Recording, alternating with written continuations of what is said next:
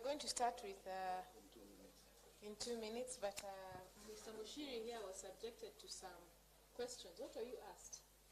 There's a time you were subjected to some interesting questions in a talk show.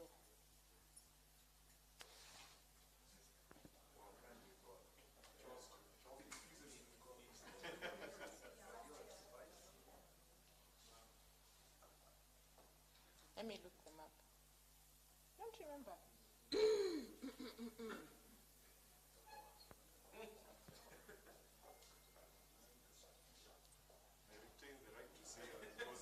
I'm looking for the video.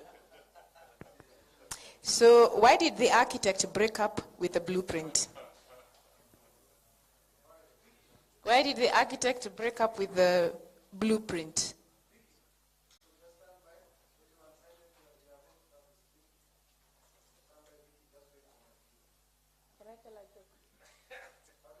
Can I tell a joke?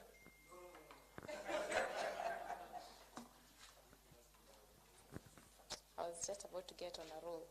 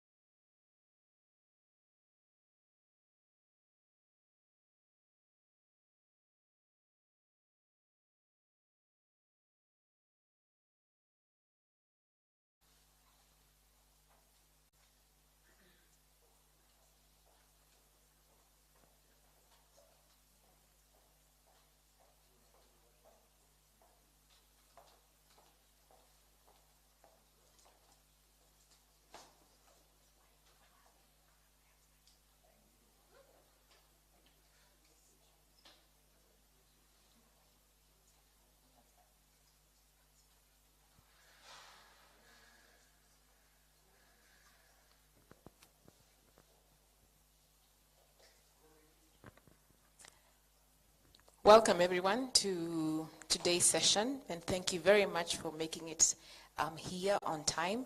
I'd also like to welcome our online viewers who are with us today to our first episode of what we're calling the Lift platform that's going to have a series of talks that discuss the built environment and the social issues surrounding the built environment. Without further ado, I would like to welcome to the stand our gracious host to come and formally welcome you all to the International Leadership University and say a word or two before we continue with the program. Karibu sana. Thank you very much. Good evening. On behalf of Professor Timothy Kiroi and the entire faculty and staff and students and stakeholders of ILU, we welcome you to this space today. We are honored to have you. We are honored to have this kind of discussion that discusses important things in life, things that are matters of life and death, and we are honored to have you. So without further ado, allow me to start us off with a word of prayer. Let's pray. Mighty God, thank you so much for today. Thank you for this opportunity you've given us to be part of this wonderful process of discussing important things that challenge our intellect, challenge our thinking, challenge our worldviews as to how it is that people should live. I want to pray that the discussions are going to be enlightening, that they're going to be bold, that they're going to be solution-oriented, so that the people who are looking forward to these individuals with hope shall not leave dissatisfied or leave disappointed, Heavenly Father, because they will have found the answers to the problems that they're grappling with.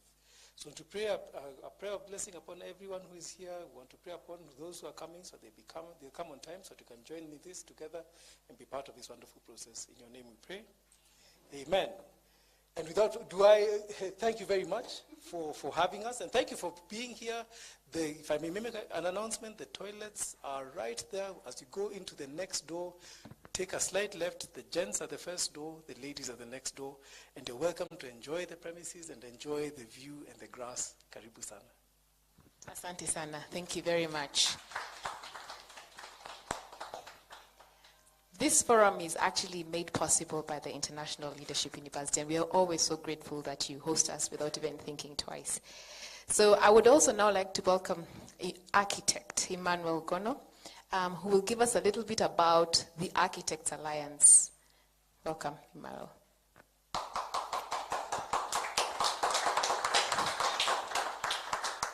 Thank you, Vicky, and thank you everybody who's made their time to come and join us today. My duty is very simple, to just introduce what the Architects Alliance is. And because there's been a bit of confusion about what the Architects Alliance is and what it relates, how it relates with the other institutions that serve this space. The Architects Alliance has been set up to help architects play an active role and have impact in our society. There's the concept of Homo Universalis, a total person. And this was brought up by Leon Battista Alberti, a writer, philosopher, and musician in 1404. This was during the period of the Renaissance. And one of the epitomes of this total man, or polymath in current parlance, was Leonardo da Vinci. Now, in the construction space industry, the architect is supposed to be as close to a polymath, as close to a universal person within the construction industry as anybody else.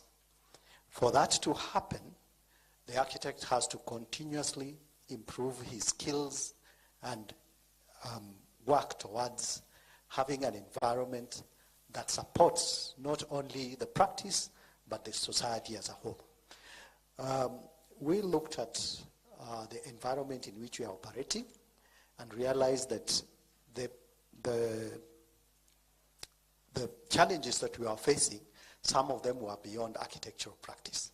And the Architects Alliance was a chance to have the architect's voice heard and the architect to have impact by going beyond just practice. So we don't think of an architect as somebody who just produces drawings, but as somebody who goes beyond and looks at the policy environment, looks at the political environment, and all the things that affect society as a whole. So that was the basis on which the Architects Alliance was formed. And we welcome all architects that are above the age of practice of 20 years and above.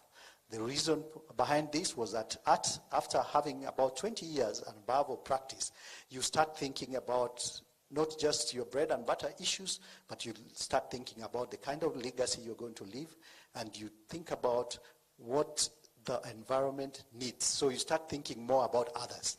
And that was the purpose for which the Architects Alliance was launched.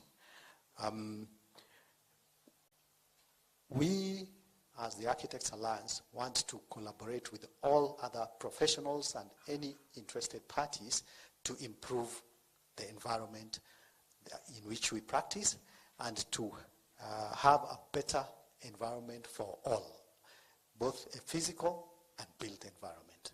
So we thank you again, ladies and gentlemen, and most welcome. Thank you. Thank you very much, Architect Emmanuel Gono. Thank you for that.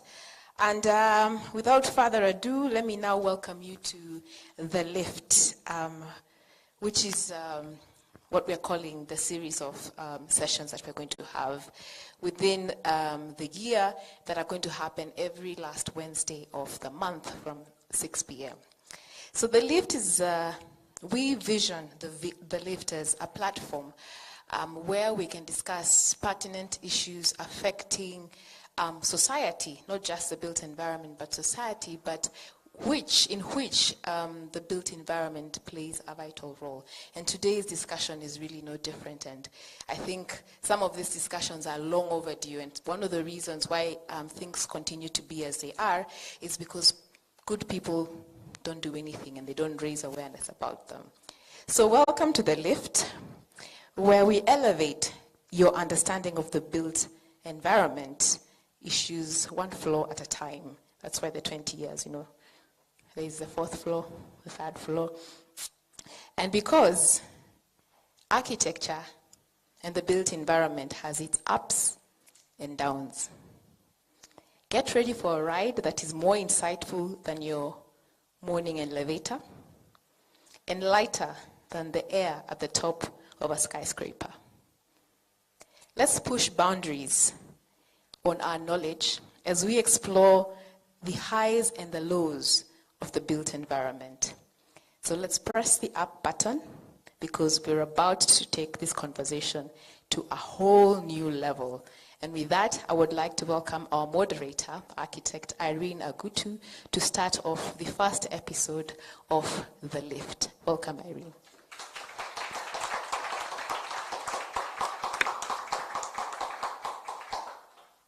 Thank you very much, Vicky. As you notice, architects are people, men and women of few words.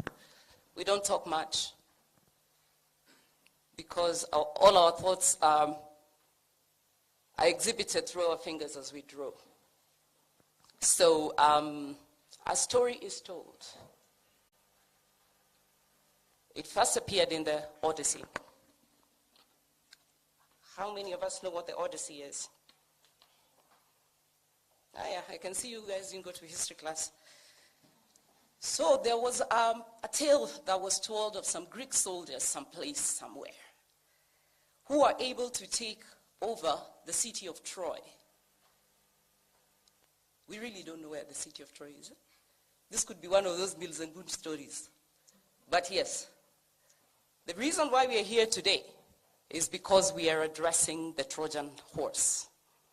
So the Greeks were able to take over the city of Troy after a fruitless 10-year siege by hiding in a giant horse that came as a gift, couched as a gift.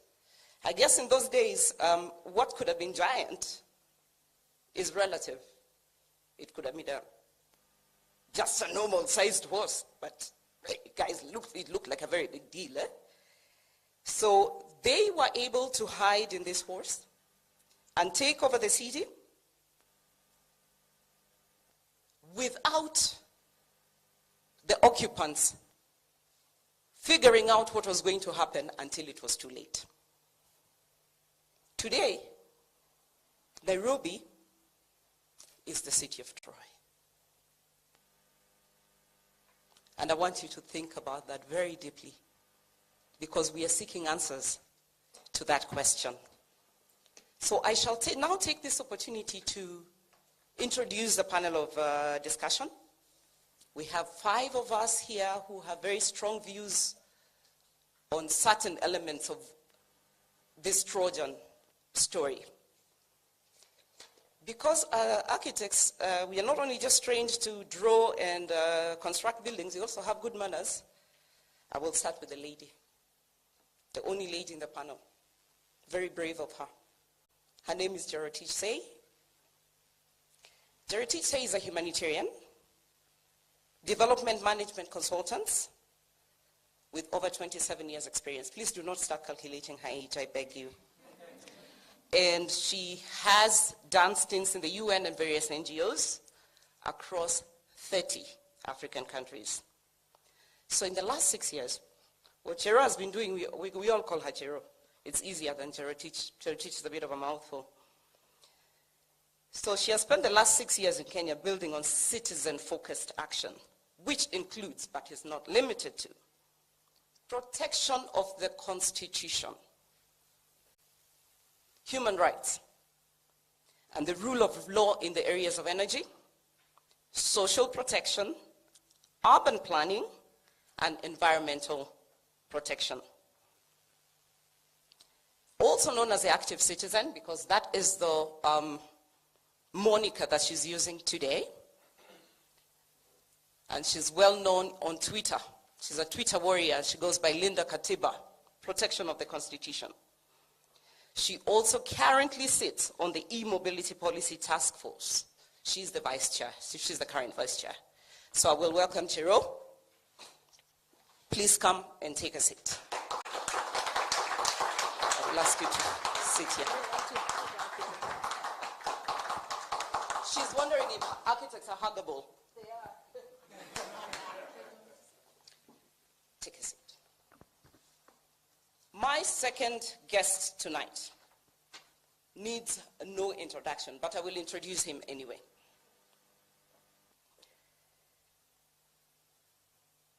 He was once the Chief Justice of the great Republic of Kenya. He's a former president or past president of Judicial Service Commission, past Commonwealth Special Envoy to the Maldives. Wangapi wanajua Maldives ni wapi? The guy has been there and he's been president of things there. Special Envoy. He holds a doctorate in law from the Osgood Hall Law School of York University in Toronto, Canada. He holds a bachelor, both a bachelor and a master's of law from Dar es Salaam University. Dr. do you speak very good Swahili after all these years in Dar es Salaam? Very good. He's an active member of the Justice Leadership Group. He's a former LSK chair and also vice chair. And he prides himself in being the first indigenous Kenyan to have taught constitutional law at the University of Nairobi. Those who went to school there know what that means. He's an accomplished author. You know what that means. Oh, that's Wikipedia. We have outed ourselves. And more importantly, and I think this is probably the feather in his hat that is most known for, he's a renowned reform activist. I welcome you, Dr. Please take a seat. Take a seat next to Sharon. And we were happy to have you amongst us tonight. My next guest,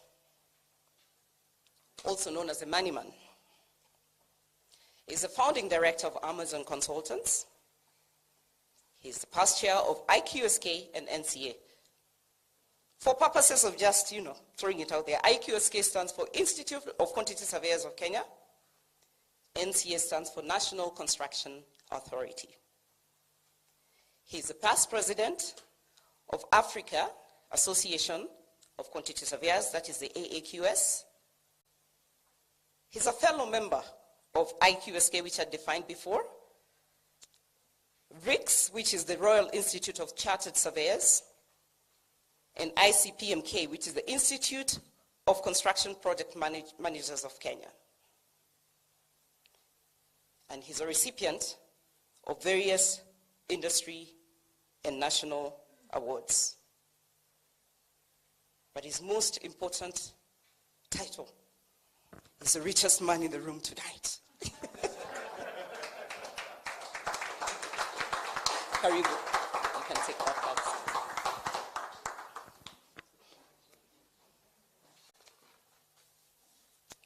Our fourth panelist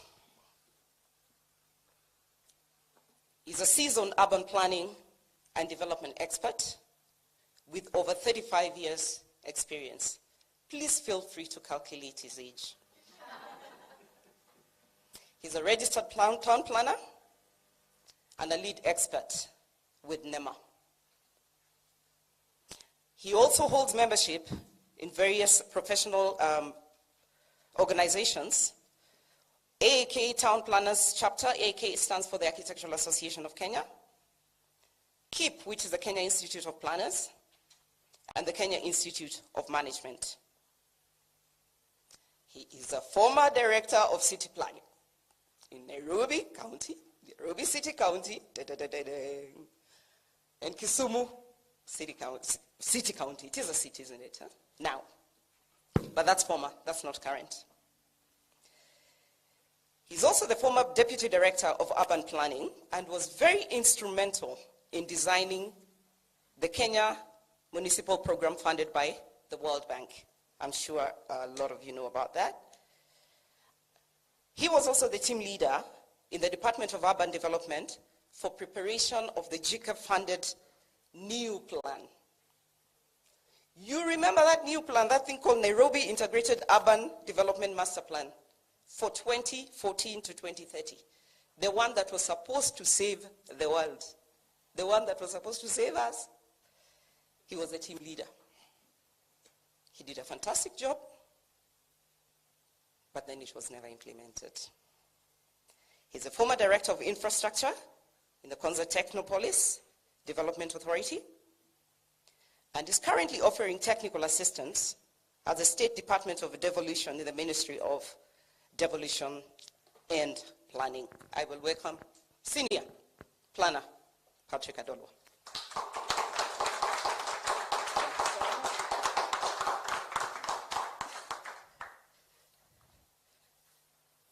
So to represent the architects tonight, because this is an event by architects, we have a graduate of Jomo Kenyatta University of Agriculture and Technology.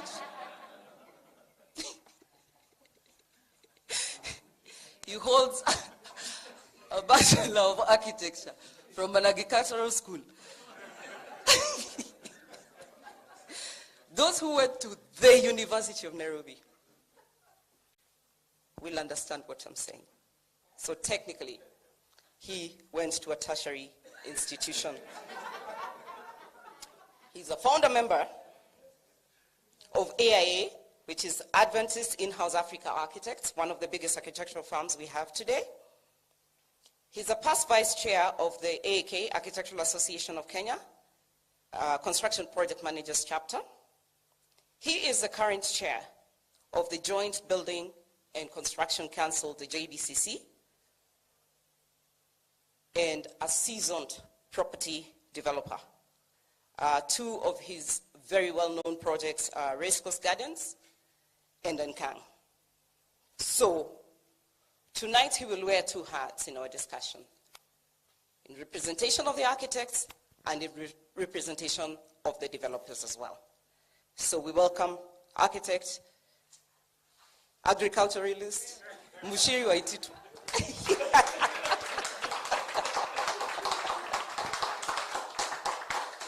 Karibuni sana. I will ask you to take the seat on the far end.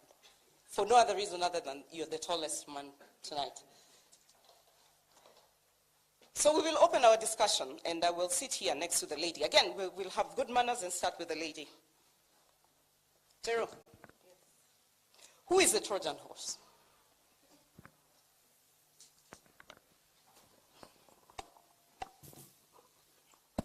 You know, all Kenyans have to tap. Can you hear me? Hello, hello, hello. Okay. Thank you so much. It's wonderful to be with you this evening. You know, the last time I was talking about a Trojan horse, we were talking about BBI. And I hear Ilianguka. So this Trojan horse, I mean, when you were describing it, Irene, it was very clear that there is this wonderful thing called development. We're building buildings. We're turning Nairobi into some place that belongs in the 21st century. We're getting rid of the old. We're bringing in the new, and with it comes wonderful, fantastic things that will benefit each and every one of us. And that is a story that we have been sold. So when you see ground being broken, you see heavy earth-moving machinery come in, you're told, no, this is good. There's jobs. This is wonderful. We need this in Nairobi. But as you said, when you open the horse, what came out?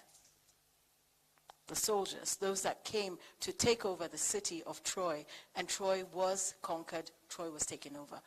Those soldiers coming out to take over, and we are fast asleep until it is too late, are those whose objective is ultimately not the development of Nairobi, the protection of our society, the advancement of our humanity, the health of our children, the protection of our investments and future investments.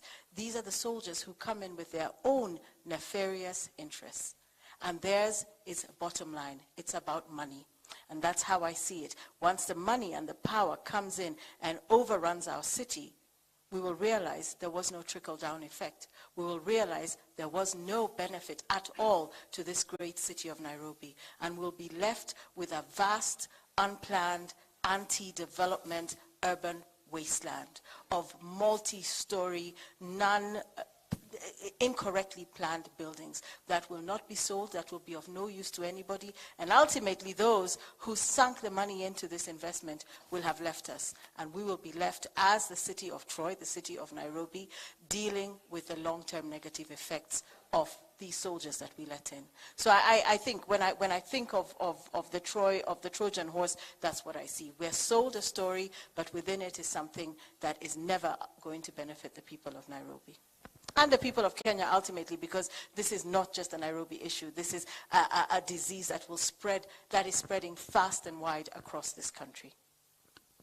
Thank you very much, Cheryl, for that definition.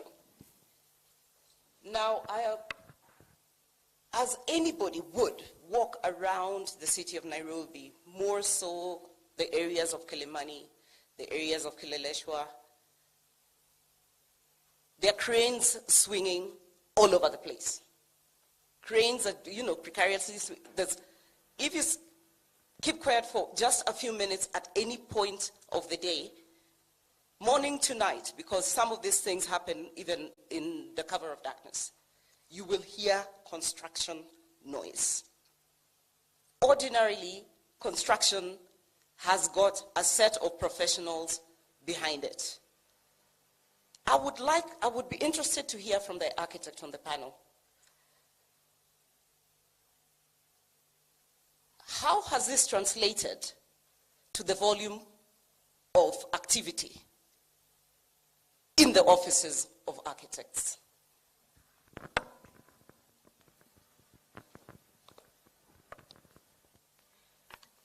I did that Kenyan thing also. Let me start by answering you like this. My daughter was choosing her career options, and because she has seen me once in a while wearing a hard hat and going to site, she likes being creative about things. And she decided, hey, I want to be like my dad, and I want to go and pursue a career in architecture. And immediately all hell broke loose. I called all my good friends, and we had a baraza with her, and I told her, this, unless you want to die poor and stressed, and this is a problem with what is happening with the Trojans. The Trojans, first of all, they walked into the city. They did not even have to present this gift. They just walked in, the doors were wide open. And because the doors were wide open, they came with everything. They came with their own architects, they came with their own engineers, they came with, because you guys don't know anything. Now these guys come here and they do things which they cannot dare do in their own countries. And the Trojans land. What they do is that they'll have a set of drawings in place, and they will come and get a local guy simply because they needed a local guy, because they cannot have the project registered without a local registered person. So they'll come, they throw a set of drawings to him and tell him, give us your comments. And for you, because you're not really doing anything, just sign and we'll give you this. And it happens. I want to be very categorically clear. This is what is happening here today. All these residential blocks which are coming up, you can tell because as trained architects, there's syntax. A building has a soul. It has how am I able to tell that that this guy is from Lakeside and this guy is a Somali, even before he says his name? Usually, you're able to tell. Now, the syntax is all foreign, everything, from the shiny tiles to the small windows. You can see it. Now, they come and they have these guys sign, and you will say that you're the one who designed. But you're looking at the guy who says he's designed it and what his product is, and they're two separate things. You're almost asking him, when did you become from that country? I was told not to name names, but from there. So these guys come and they land, and they're not breaking any laws. They've simply found ways of, no, they are breaking the laws. But they do it in such a way that no one will raise, they know how to go around to do these things. One of the things, and we had this discussion with a planner here, who raised it. The problem that is coming up here is the problem at the top. Now, there's every year that is there, we produce a wonderful constitution. But it presumed that you're going to be giving, everyone will be doing what they're supposed to do.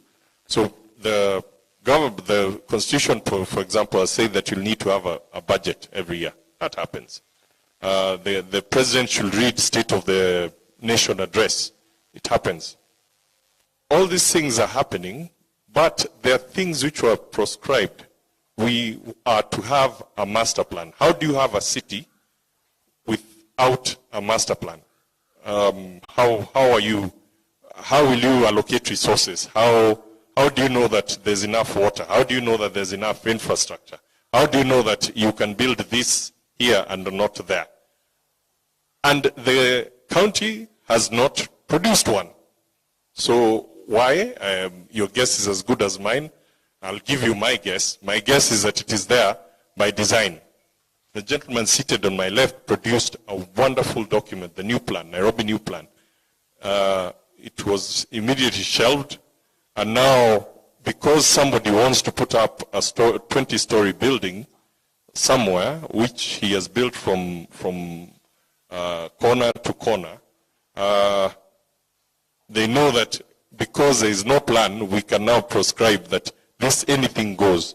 And for anything to go, then it becomes an inducement. And we all know corruption is where opportunity and greed meet each other. And there's a good matrix for that. So you find, we know the stories which go, that indeed these guys will come and approve everything. For every floor you want, there's even a given rate. Yeah? And this is a problem. When that happens right from the top, then you wonder how then do you address it as professionals. Indeed, mine is very radical. In fact, it's not radical. It's the right thing to do. That the guys who are actually doing these things should be also held responsible professionally for putting us in this mess that we're in. We also talked about, I'm closing, and I'm not going to talk, I'll deal with the agriculture issues later. The issue that keeps propping up all the time is that there are professionals who are culpable. There are guys who are actually helping the Trojan along. Now, in any given city, if you had this happening, it was equivalent of treason. You burnt you at the stake. Instead, we are all closing our eyes and saying that this should not go on. This should not go on. Yet, we all know there are guys who are operating there, masquerading, and they have their names on all site signboards in the whole city. And this guy, you know, his office is a one-man show. He has no capacity to design. We know. And there's no one who is doing anything about this. There's one guy who was deregistered a few years ago, but he's back. You'll find it. Now, these are the Trojans. These are the guys who are abetting a crime. And we are all seated here and saying that this is okay. What I'm saying is that at some point in time, we will need to hold, let's stop blaming all the time the Trojan, but also there's a lot of, whenever you point at somebody, there are three fingers pointing back. And then the question that also arose is that people are buying the houses. They're happy. So you guys are spoilers. You're only making noise because you're not getting the jobs. There's that side. There's a flip side if you have to look at it critically. And this is the answer. In the 50s, 60s, any of you, I like going back in time just to, they used to sponsor, if you see the ads for cigarettes, cigarettes used to be sponsored that they're actually good for your health. Especially like when you start getting the menthol, that it will clear your lungs and do. Now, the only guys who at that time would have made, were making the noise were doctors. In fact, the cigarettes actually, there are some doctors who would go there and say, if you have to smoke, smoke the menthol. Now, later on, you get this spike of cancer, and everybody starts asking, hey, wait a minute, why are we getting a lot of lung cancer? And when you do the research and you go back in time and you see that actually what is happening is that this smoking is one which had. Now, we are the guys who know better. These things are already causing rickets. True fact, it actually is, these buildings are bad for your health. You should put that signature, that signboard on those, bad for your health, and even put, I saw the ones for cigarettes nowadays, there's a big sticker there with bad lungs, and we should put those guys, somebody suffering from rickets, and on those, the buildings are actually bad for you culturally. Cultural, the fact that you are an amorphous person within, one of the things, anyone who grew up, we all grew up in, we all knew that there are things you could not do because your neighbor used to know. Your neighbor will go and tell your mom to. Nowadays, because nobody knows anybody within the neighborhood, there's that, you can do anything. It will lead to formation of gangs. I saw a video clip of a big project somewhere in Athi River, where there was actually a gang. We're going to have those things of gang. And in the West, they're actually knocking down these buildings. You don't need to be, all you need to do is just open they're knocking down these buildings because they are fire hazard, they are health hazard, and they are cultural hazard. Why are we allowing this to happen? So indeed, the question was, am I getting work? No, I'm not getting work. Would I want to work on those things? I beg, I wouldn't want to put my agricultural name to those pigsties. But that is my opinion, and I hope that the planner and the QS and the rest can give their opinions of the same. Thank you. Thank you very much, agriculturalist.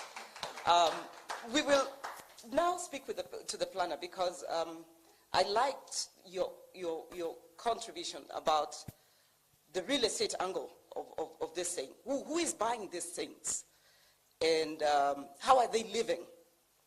In this, I will not even call them homes, I'll call them dwellings, because that is the moniker that is commensurate with what they are. So in the built industry, one of the very, very important cornerstones of it is urban planning. And urban planning is really where we start from. We have a very seasoned urban planner amongst us, and he was involved in the creation, in the mapping out of a beautiful, beautiful master plan for Nairobi called the New Plan, which was supposed to span from 2014 to 2030.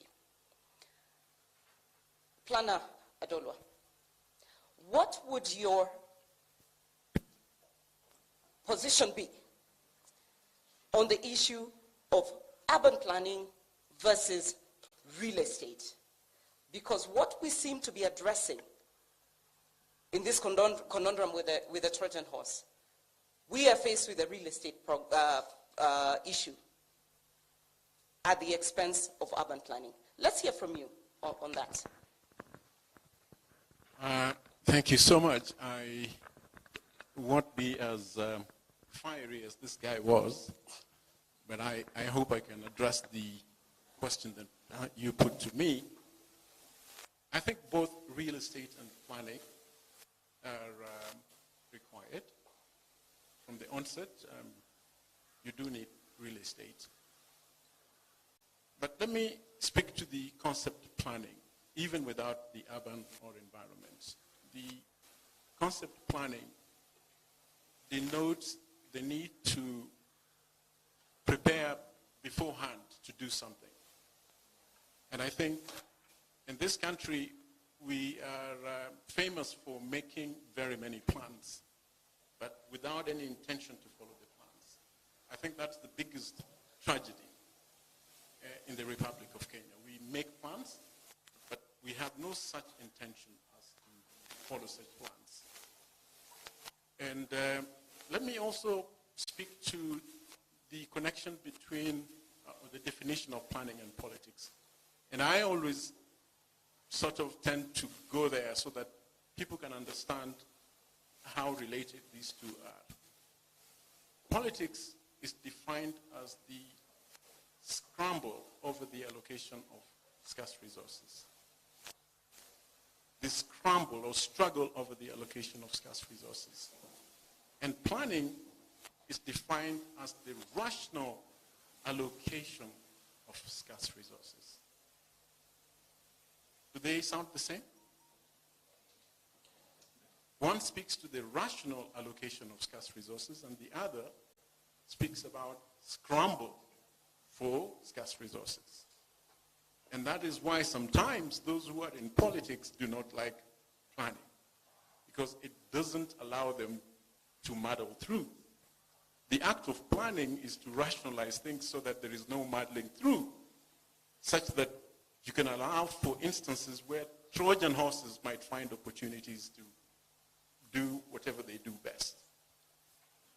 And I shudder to think that we can develop real estate in the absence of proper urban plans. And that's what we are currently doing. And I know that we are speaking to the new plan for Nairobi, which is famously called the New Plan, which was unveiled in 2014. But that's a very overall upper-level plan which requires downscaling, which means you define the territory of Nairobi in a structure plan, but when you come to local places, you have to do a local area development strategy. Now, that does not exist, because those who prefer to scramble over allocation of resources do not want a rational approach to resource allocation. Do you follow what I'm saying? And therefore, they have not promoted the development, which is further definition of local areas such that real estate development can take place in a structured, rational way that builds communities. At the moment, we're not building communities. We're doing real estate as an end in itself. And the real estate approach we're using is not one that is prescribed in plans. It is a random approach to real estate development, and that's the reason why we're in problems.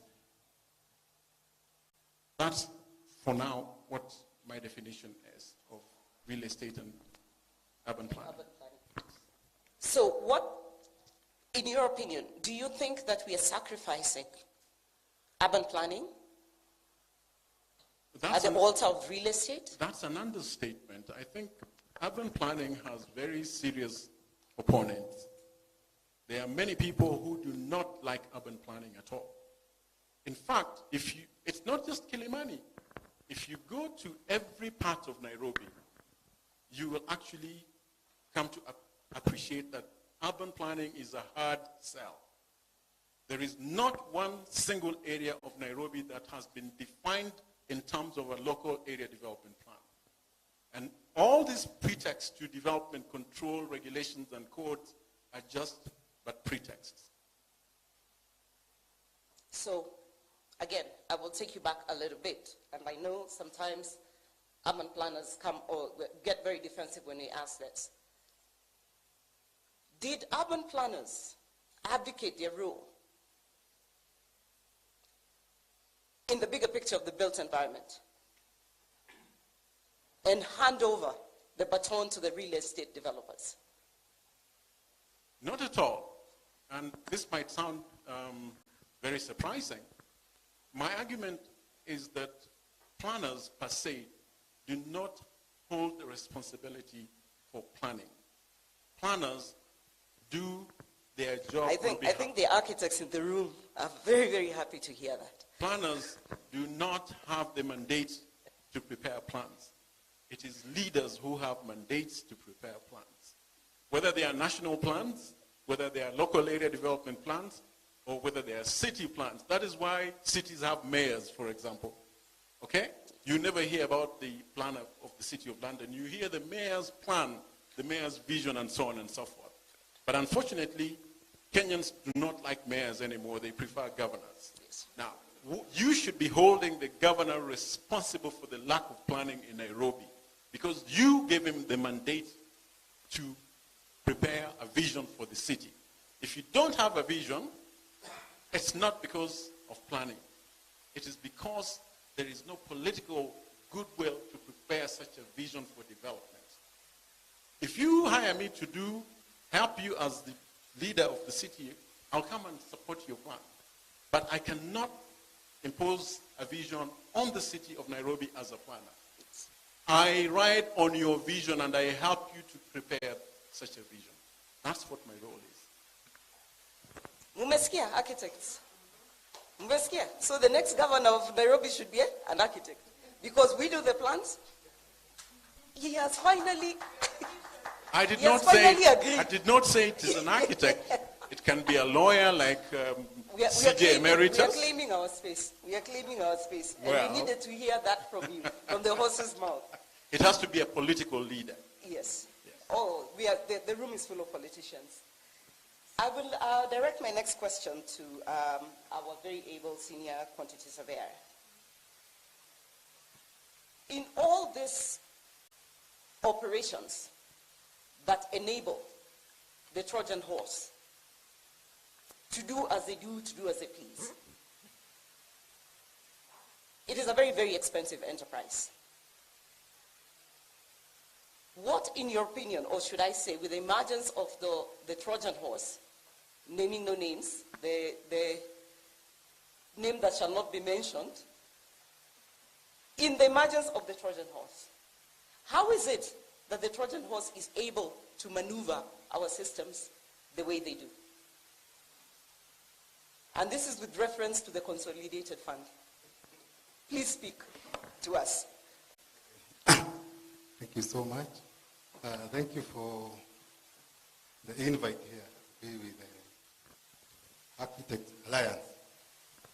Before I came, I had to check. I wasn't invited for the lounge, so I had to check the Architect Alliance. Not there. First I checked Alliance, Architect Alliance. So I saw a firm in the US. Then I put article there. There I was, I found the Kenyan Outlook, which is our host this evening. And I saw your main objective is advocacy. That's why we are here. That's what we are think tank. That's what we are developing after we advocate. And then you want a home. I hope it's an affordable home. You want a home of your own as you move along. Those are very good objectives. So I was wondering why you invited me. I know most of you may be aware. I helped a lot to form a home for USS. From the Architectural Association of Kenya. Maybe that would be one of the reasons. Or maybe it's because of NCA.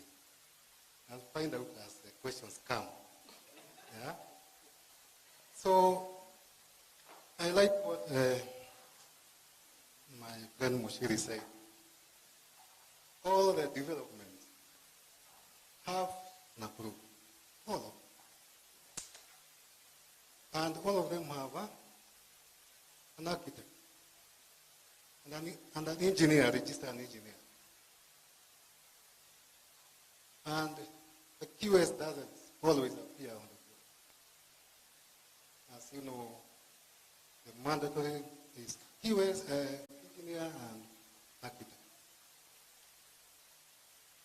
But when you come to NCA, there's a page signed by... You may want to define to them what NCA is. As you mentioned, National Concession Authority. Yeah, there's a page where the QS are signed. The cost of this 20 floor is 2 billion. Yeah? And I'm sure we'll come to discuss about the figures later. And how they relate to this very busy architect who designs all these tall buildings. And the engineer also who designs all these good buildings. By the way, the structural designs are good. The space layout, the challenger architect has mentioned. So, back to registration. All designs are approved. From change of user,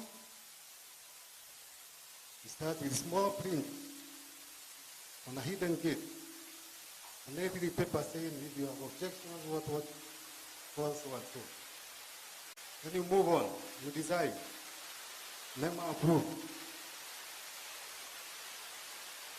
I mean the council. NEMA comes in. And NCA gives a special license. And what I'm aware of is the person, the developer, always says, if you get a hit from council, NEMA, NCA, let me know. Yeah? If you have a hit, let me know.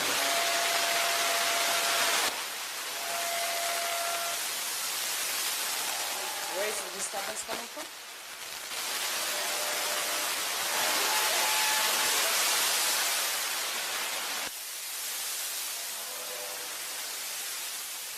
So the hitches are very many. We start from that change of use. Ideally, you shouldn't get change of use to do what you are doing. Once you get the change of use, ideally you can't get the floors you're asking for, or the number of units in that whole development. Ideally, you can't get an NEMA license because of all the infringements of environmental matters.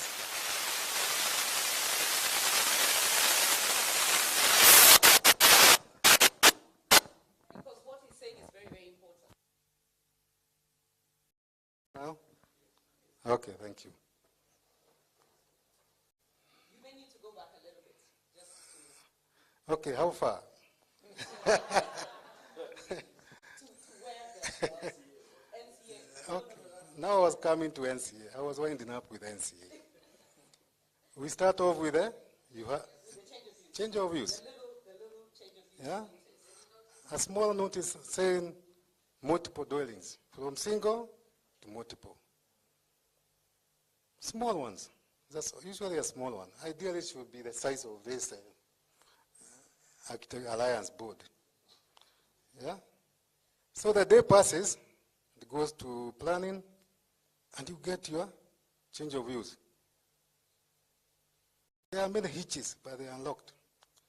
Then you bring so many floors. Against what we are aware is a zone requirement. Again, you unlock and you get your 20 floors. That involves engineering designs, architectural designs. You get all the beautiful stamps. Then we move on to, sorry, I forgot to mention NEMA. Yeah, it's so hard to get a genuine NEMA out of that kind of design. However, there are so many good questions asked on the form. I believe most of you have seen the form. But how is the form acquired? I have had many instances where I am a directly affected party, but I don't see the form. And same as you people who are seated here, the panel and the audience. But there will be so many signatures by various people, and our 20-floor passes.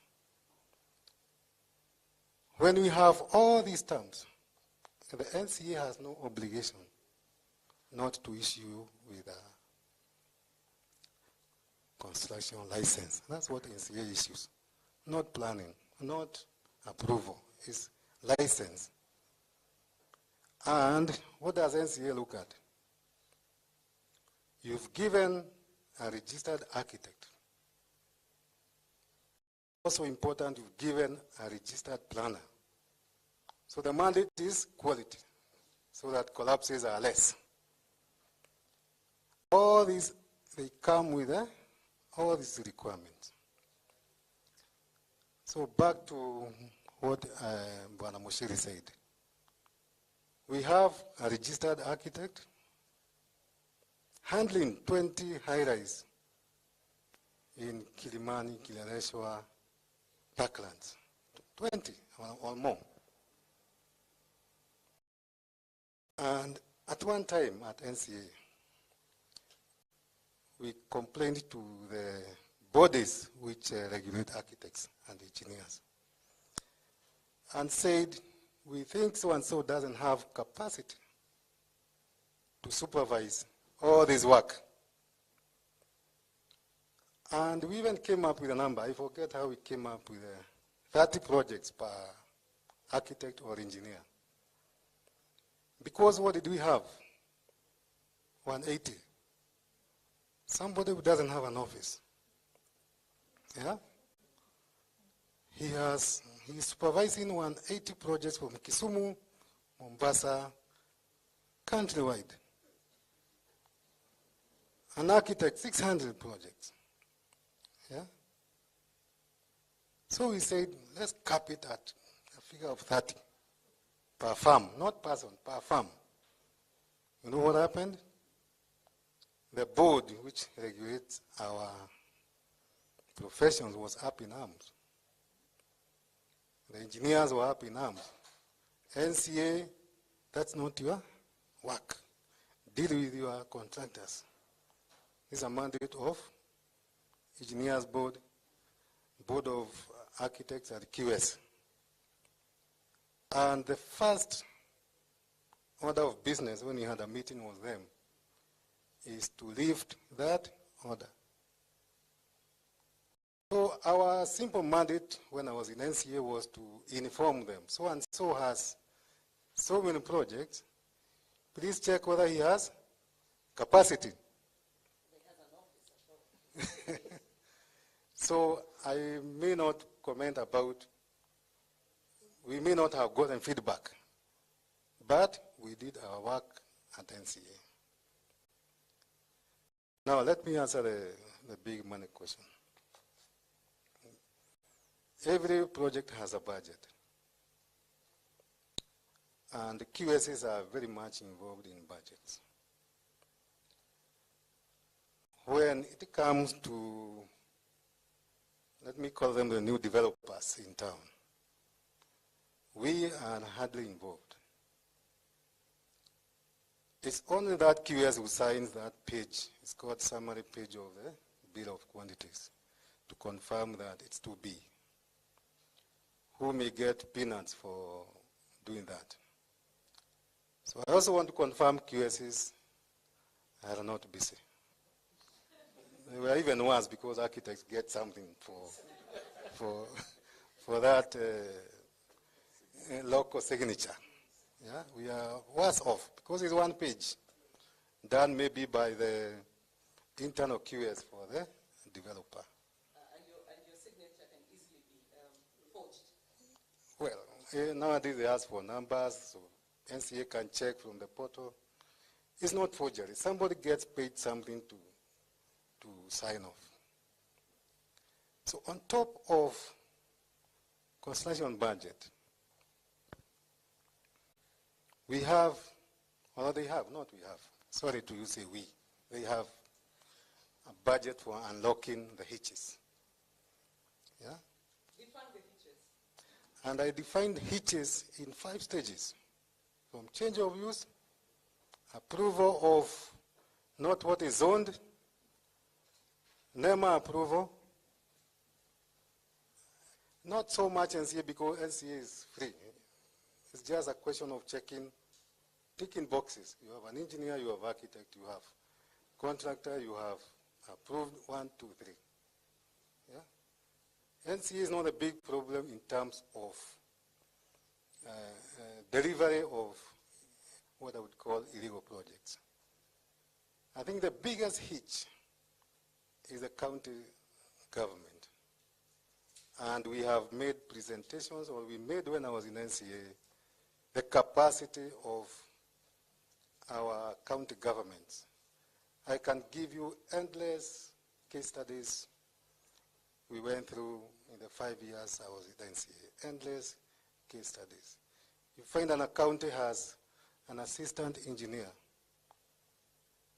an assistant architect, a whole county. He's the one who does all the approvals for that county. So the capacity issue, this architect engineer who is rubber stamping, the people who are turning a blind eye to the planning regulations is what we have to deal with. But I hope we will not talk and talk forever. I hope we will have some concrete resolutions when we are living here to guide your second episode and the other ones. And I believe when I get another chance, I'll give my way forward. Thank you.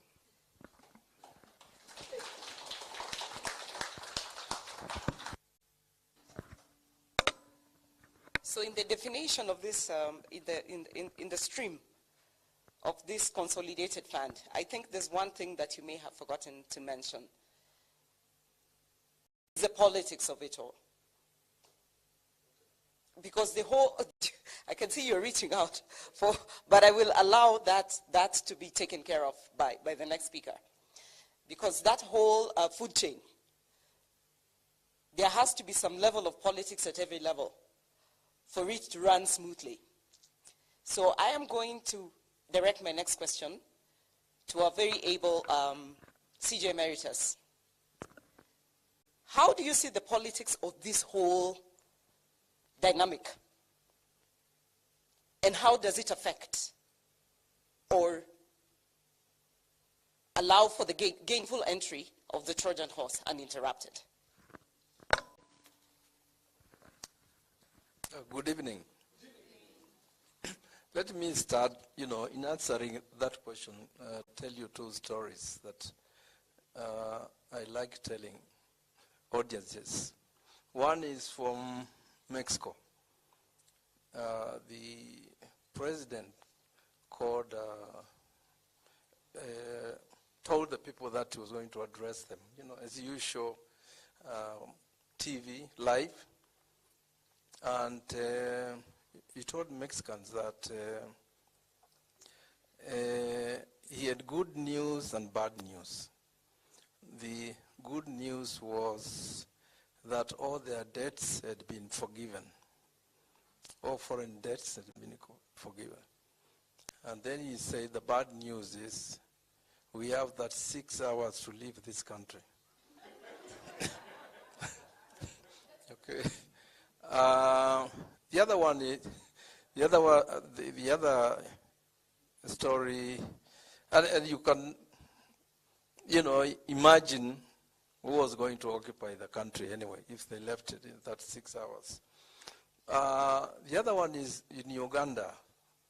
Some guy wanted to run for politics, and so he formed a party.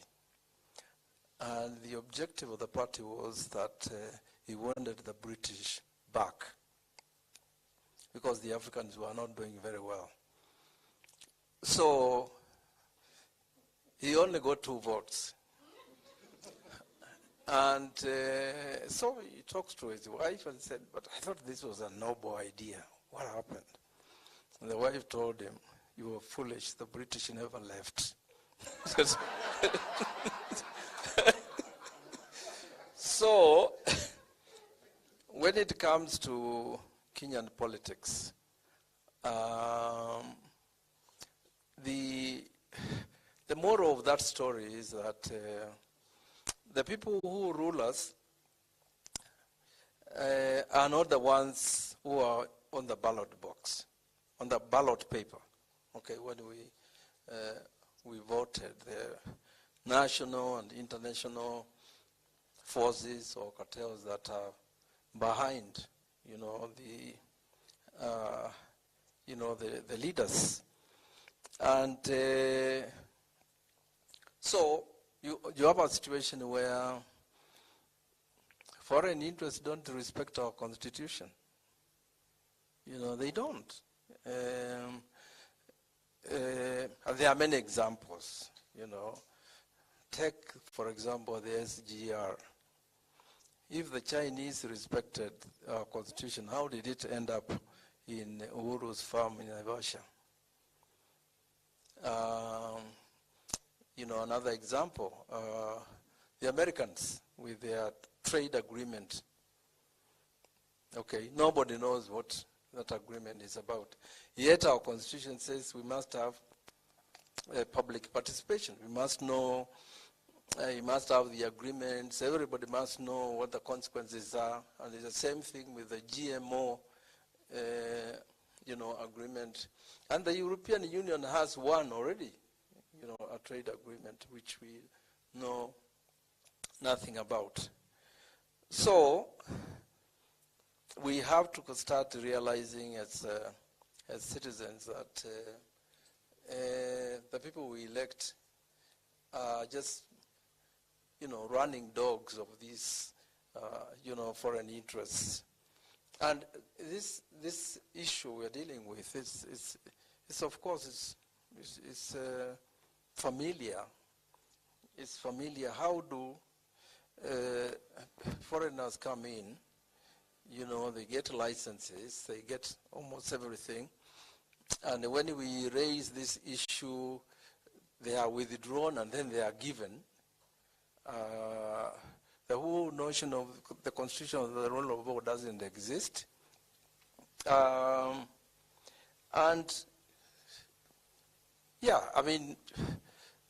When you look at, I'm not an economist, but I live along Riara Road, and I can see those buildings are not being built because there's a demand for them.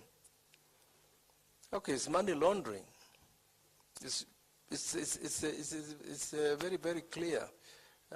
You can see from your naked eye that there is no plan there. Okay, because, I've seen at Kingara Road, you have seen roads that are on the riverbeds. So the politics of it is basically corruption. It's money laundering. Is the fact that if we allowed public participation, we'll raise these issues. So it's like we don't have a country. We don't, and that has to be, said very, very clearly. The good thing about Kenya, when I look at this country from the colonial period, and this is never documented, is the resistance that Kenyans have, against injustice, okay? Whether it's colonialism, whether it's a second liberation, whether it's whatever and whatever, people always rise up. And that's what the lift is about. I think we have to glorify that they are thinking of 2 options, a legal option and also a mass action option, where they're standing up and saying this can't happen. And I think that's the politics of it. We've got to do that if we want our children not to be, well, grandchildren, for me, grandchildren, if you don't want them to be enslaved. And the other thing about the lift that I like is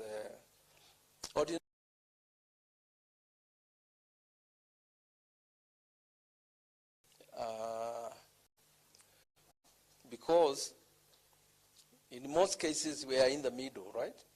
You know, we're quite all right, you know, okay. And that's why in Riara Road, when you don't have water, I always ask people, do you know when Eastlands, the people in Eastlands go to water?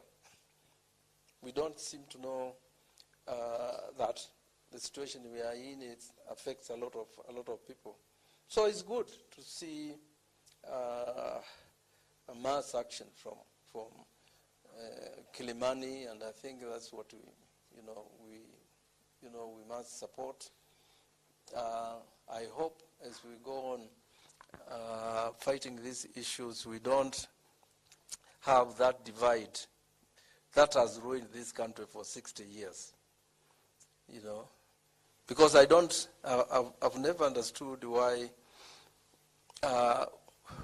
we say in politics that, oh, we have two factions, but one is a lesser evil. So let's go with the lesser evil. Who chooses evil, whether it's lesser or whether it's a real one? So I basically hope that we, as a country, we need to start thinking of leadership that can actually implement the Constitution and the law, okay? And that's why Professor Kibwana says that our Constitution was a beautiful baby. We gave birth to a beautiful baby, and then we gave it to the dares to bring it up. You know who the dares are. So that's a problem. It's a problem of politics, a problem of alternative political leadership as I see it, and that's what we have to deal with. Thanks. Well, thank you very much for defining the political side of it. But I can see Cheryl is burning. She's burning. She's got things to say. Yeah? As an active citizen, you've listened to the professionals. They've jargoned their way down, NCA people, regulations, architects, yeah? Planners. What do you have to say about this conundrum, dear active citizen, as you linda the Katiba? Thank you so much. Yes, you know, it's been very, very elucidating to listen to the professionals and those who can say, actually, this is what happens. This is how it's supposed to happen. And then as I'm listening, I'm realizing, but it's not happening that way at all. And I'm listening to all of us here. Not a single person, I think only CJ Emeritus mentioned, the Chinese, for example. We're afraid. We're apathetic or we're afraid. I want to call out the Chinese Property Developers Association. Don't worry, I'm regularly sued for defamation. And so I'm used to it. I'm not afraid. I fear God only. And hot porridge. And hot porridge. But God more for sure. And, you know, as an active citizen, I listen to the problems. I listen to the very clear articulation of the difference between what you do as a planner and the fact that it is the role of the leader to manifest that plan. In fact, they share their plan and you help them manifest it and they implement it. We have a failure of leadership. When you see me on Twitter, you know, the artist formerly known as Twitter, now known as X, from the very beginning, I called out Governor Sakaja. I'm also mentioning him here because we are not mentioning people here. I called out Governor Sakaja. And you've actually proved what I was saying. This is a failure of leadership. People try to say, well, you know, there are the planners, there's NEMA, there's NCA, there's whoever, there's this, there's that. This is true. But if you do not have the leadership in place to drive the vision, to stop corruption, to say by any means necessary we shall transform this city to be the place that we want it to be, nothing will happen. We shall prevaricate, we shall dive deeper into our holes, The siege mentality shall ensue. We have been told, you middle class people complaining, Mulinyamaza when pipeline was going down. And it is true. When pipeline was going down, that was the practice ground of our local homegrown cartels who started violating every single building code. And now they are saying, Ninyi watu wakina middle class muna complain. Kuleni ujeuri wenu. And you're told, please go as far as you can and leave us alone. We shall develop. Now, when you think of architecture, when you think of yourself, those who have had the opportunity to travel to different cities around the world, you look at architecture that's interesting. You walk down the streets of Berlin, even New York City and other places, Madrid, and you look and you say, wow, what a building. It dates back to 17-something or 18-something or even something built in 1980. Some of them are, and many of them are pleasant to look at. They're functional. They're future-proof. Does anybody want to take a tour around Pipeline? Or Kilimani? Or Kileleshwa? Or Parklands? Or Westlands? Or South C? Or South B? What are we doing? There's nothing future-proof about what we're doing. What we're seeing the Trojans bring in. We're sitting there pretending that if we keep quiet long enough, if we make enough money, our aspirational senses might kick in and one day we shall live in Muthaiga. Or one day we shall live in Karen. Those places where you know it will be another 30 years before those cartels arrive. And by the time the cartels arrive, you'll probably be dead or you'll have moved on to another place. We don't have a sense that this is my community, this is where I live. I was born and raised I grew up in Gilgil. I have lived in Nairobi. I was a child of a soldier, so I moved around a lot. But I have been a Nairobian, Kamili, since 1984, when I was in Standard 5. And I love my city. I love my country, but I love my city. And you know, as I speak like this, many of us feel it. Many people have reached out to me these past couple of weeks and said, Cherotich, we're glad you're addressing the issue of illegal constructions. And everybody's saying, we live here. We have lived here for years. Our investments are going down the drain. What can we do? So I'd like to categorically state that I'm not the only active citizen in this country. There are many of us, tuko wengi. The question, and we always discuss this, CJ Emeritus, is how do we bring ourselves together as a coordinated action point, a series of angry, righteously angry neighborhood associations. Raptor Road Association, for example, has a fantastic 8-page memorandum that they shared with me that I'm going to put on Twitter. And they said, in fact, use it because it was put together by a lawyer. That's a template that one can use. And it's good that well represented here. Is Raptor Road here? Ah, well done. We love you guys. You guys are absolutely fantastic. I read it and I said, if only we had the ability to organize ourselves thus. You talk about every single negative impact of these proposed developments. Somebody from Kanjata Road sent me a message today, said Verona wants to build 16 stories there. I'm on Demi Road, next to me where the tennis academy was, and those of you who are old enough to remember the tennis academy, the Davis Tennis Academy, 2 acres, biodiversity destroyed, Mugumo trees cut. These Chinese are putting up 7 towers of 18 stories each. They got all the approvals, all. By the time NCA is saying you can proceed, they look at us and they say, Utadu? As I said on Spice, if I cut down one tree in Beijing, what will happen to me? We have to call them out. Then people say, but Cherotich, you're picking on the Chinese. What about the Somalis? What about the Kales? What about the Luos, the Kikuyus? All these cartels, Indians, building all over the place. I say, can we be allowed in peace to deal with our internal riffraff? First of all, let's get rid of these guys who come in with their millions upon millions, with opportunity cost factored in, the cost of doing business in Kenya. They bribe us left, right, and center. We take our money, we take their money, and we are compromised.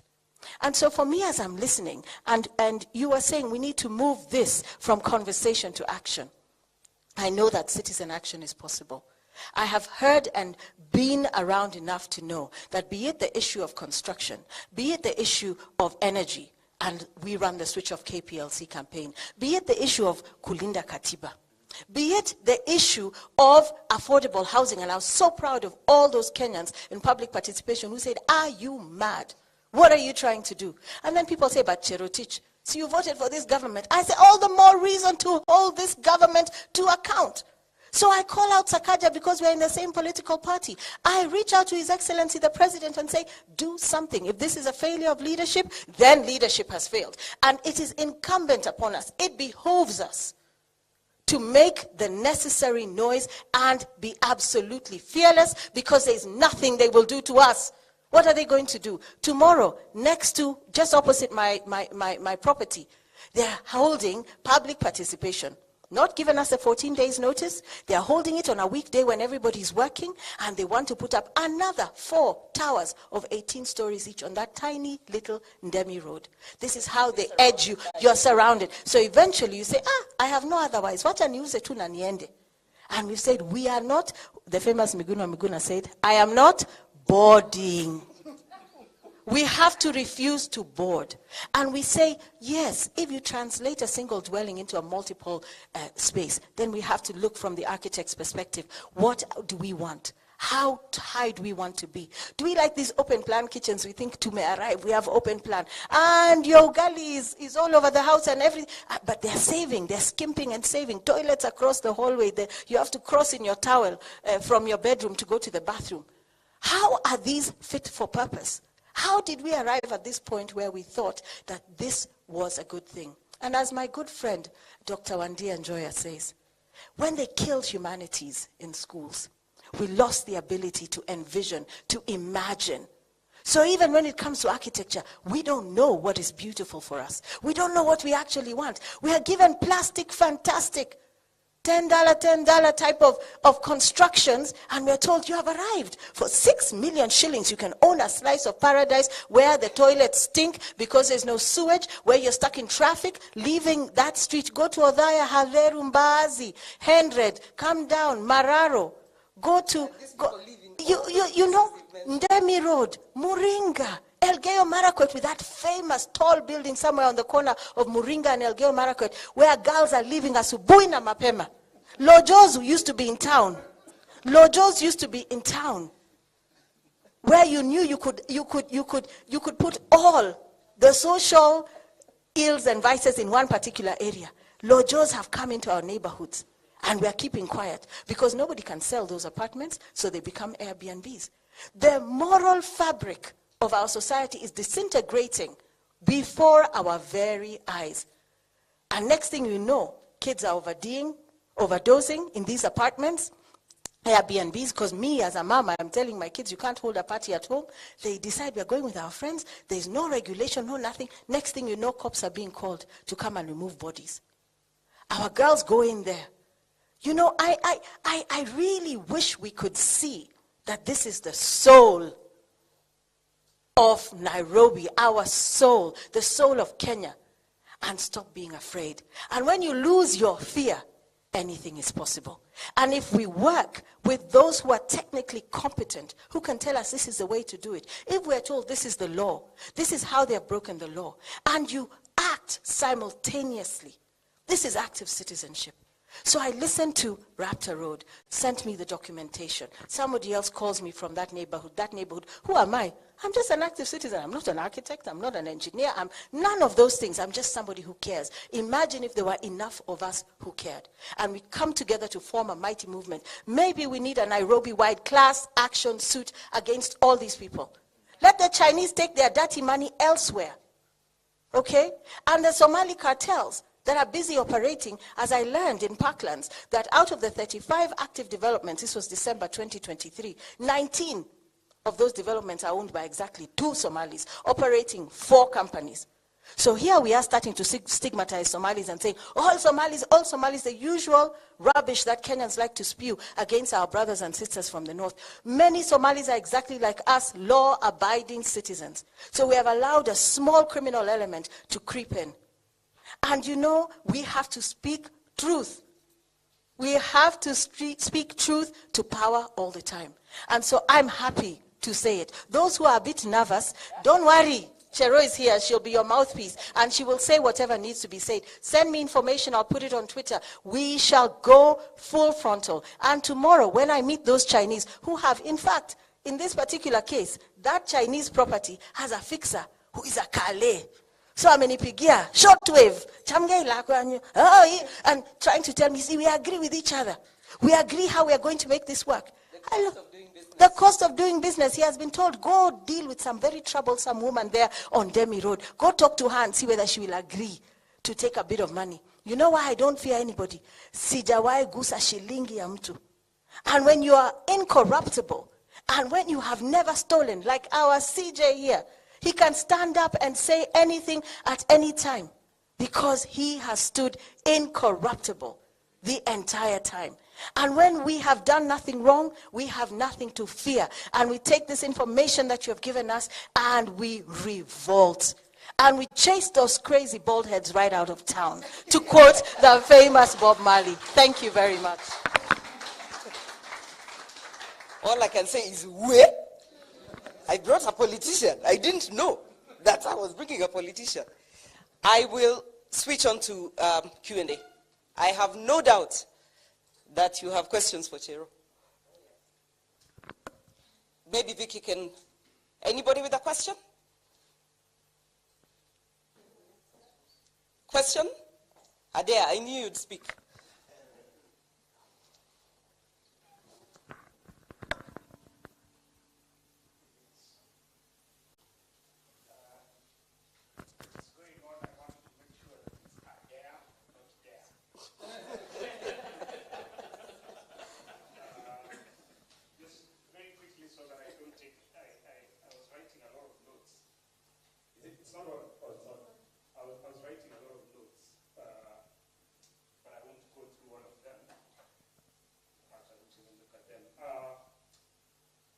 It's partially a question, of course, a little bit of a comment, and a suggestion also. This is the first of many, and I'm part of the alliance, so very good. I think in the next one we need to have that old-fashioned primary school type of debate, and I think that enriches people's thinking. You might even be against the motion that you are speaking for, but you're forced to speak for it. And that forces you to ask certain questions. So the reason why my good friend Ati said Shide was going to say something is because in a few of these instances I've refused to join them in this endeavor, and they don't fully understand why. They think I'm in support of density, but in reality I'm not. I'm more in support of where we abdicated our role as architects, and I will also include planners in that case. And QSs? QSs? Why are you absolving them? Design professionals. And I'll use something Chero said, and she mentioned New York. And Chero, just for New York went through this. New York had tenements. New York came up with codes to focus on light. New York, thankfully, had a very forward-thinking landscape architect by the name Frederick Law Olmsted, who decided to save almost 4 kilometers square and create Central Park. And actually, Frederick Law Olmsted was one of the fathers of the planning movement. Later in the his son was actually one of the leaders. And I think what happened then is landscape architects were really leading the planning movement, but were afraid of politics. And planners came in because you had to deal with the politics. And so just for your information, I'm also a landscape architect, so that's where that is coming from. Now, what is it that's different about New York and Nairobi? I think New York's plan was done long before there was a profession called urban planning. Not to say that it wasn't planned, but it was, actually I should speak of Manhattan, not New York. It was a grid. An equal grid, in fact, in certain places, people's houses were gridded, and then it was a block. And then they let the block grow. How was Nairobi's plan?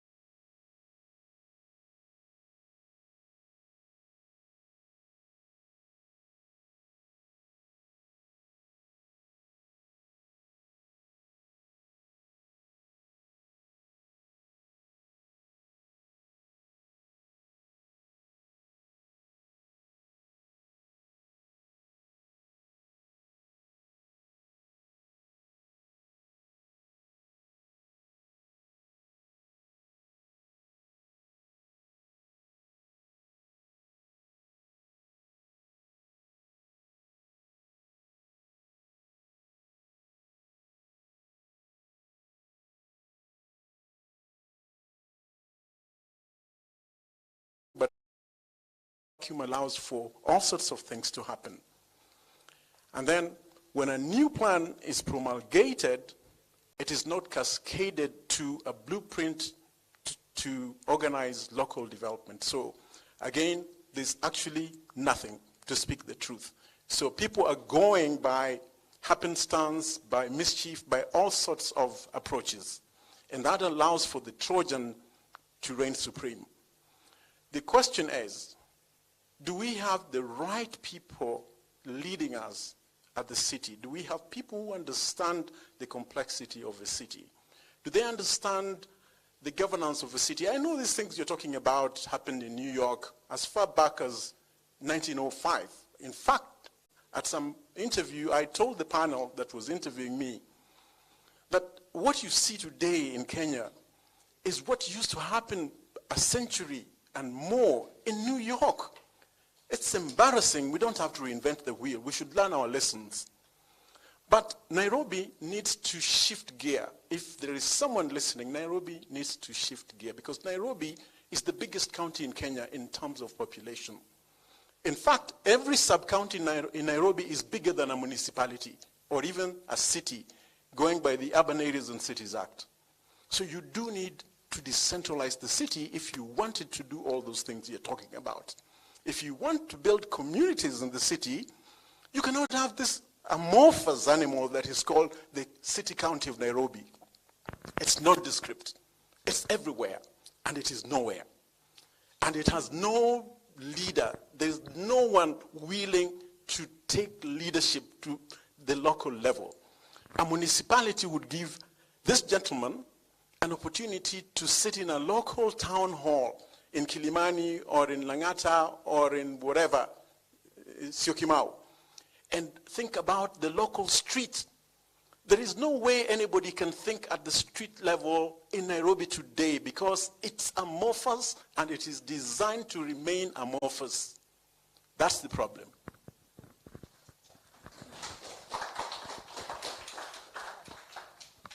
I think Planner has defined it very well, leaving no doubt. I'll take maybe just two more. The lady first. We were taught manners. Thank you very much. Well, I am thrilled to have this opportunity to be amongst prestigious people like yourself so that I can explain to you just a few things. I'm not going to take much of your time. But through my experience, which I started, I had to actually, because when the dragon comes to your door, you have to do everything possible so that you make sure that your home is safe. So that's how I got involved in it. But I realized that there was something seriously wrong with our public. And what is it?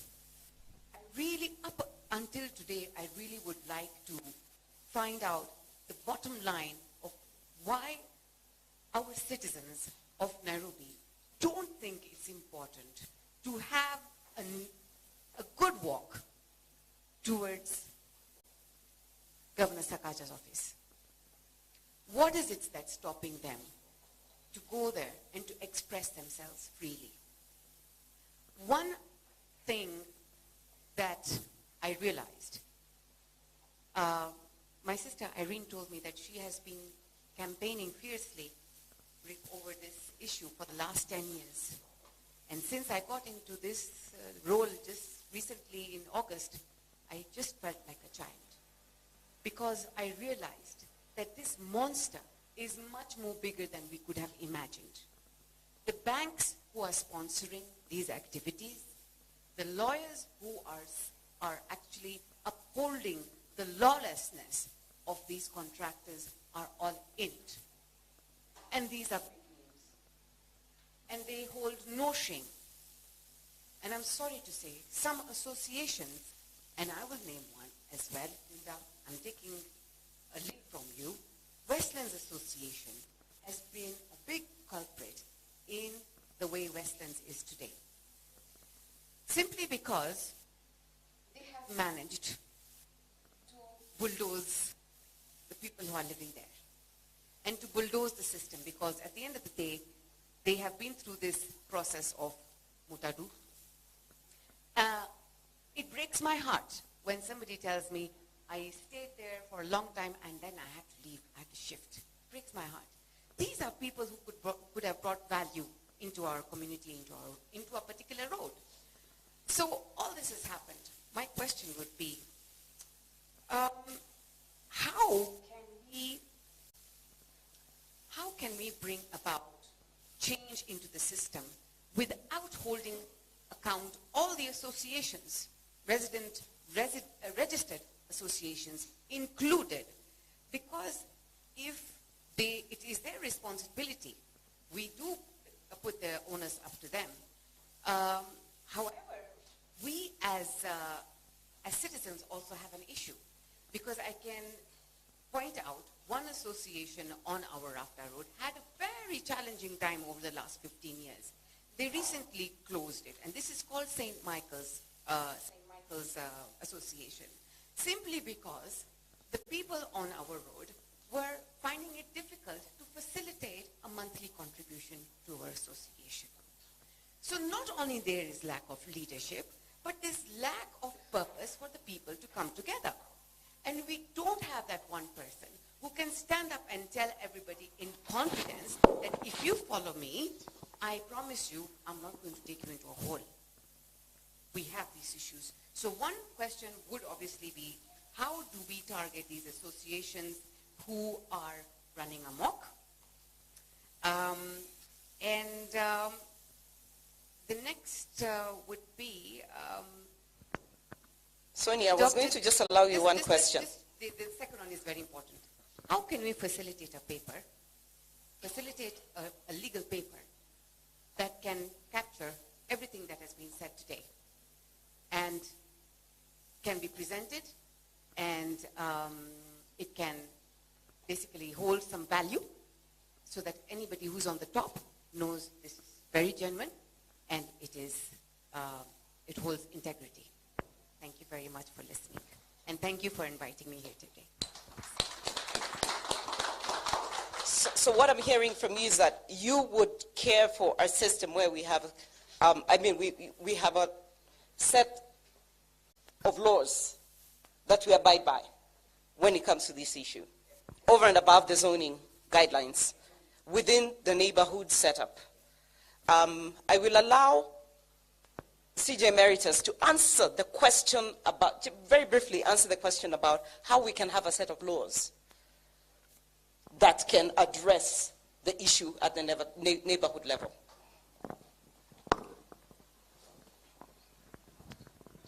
I told you that this is not my area, meaning the about the bylaws, etc. But I think she raised, a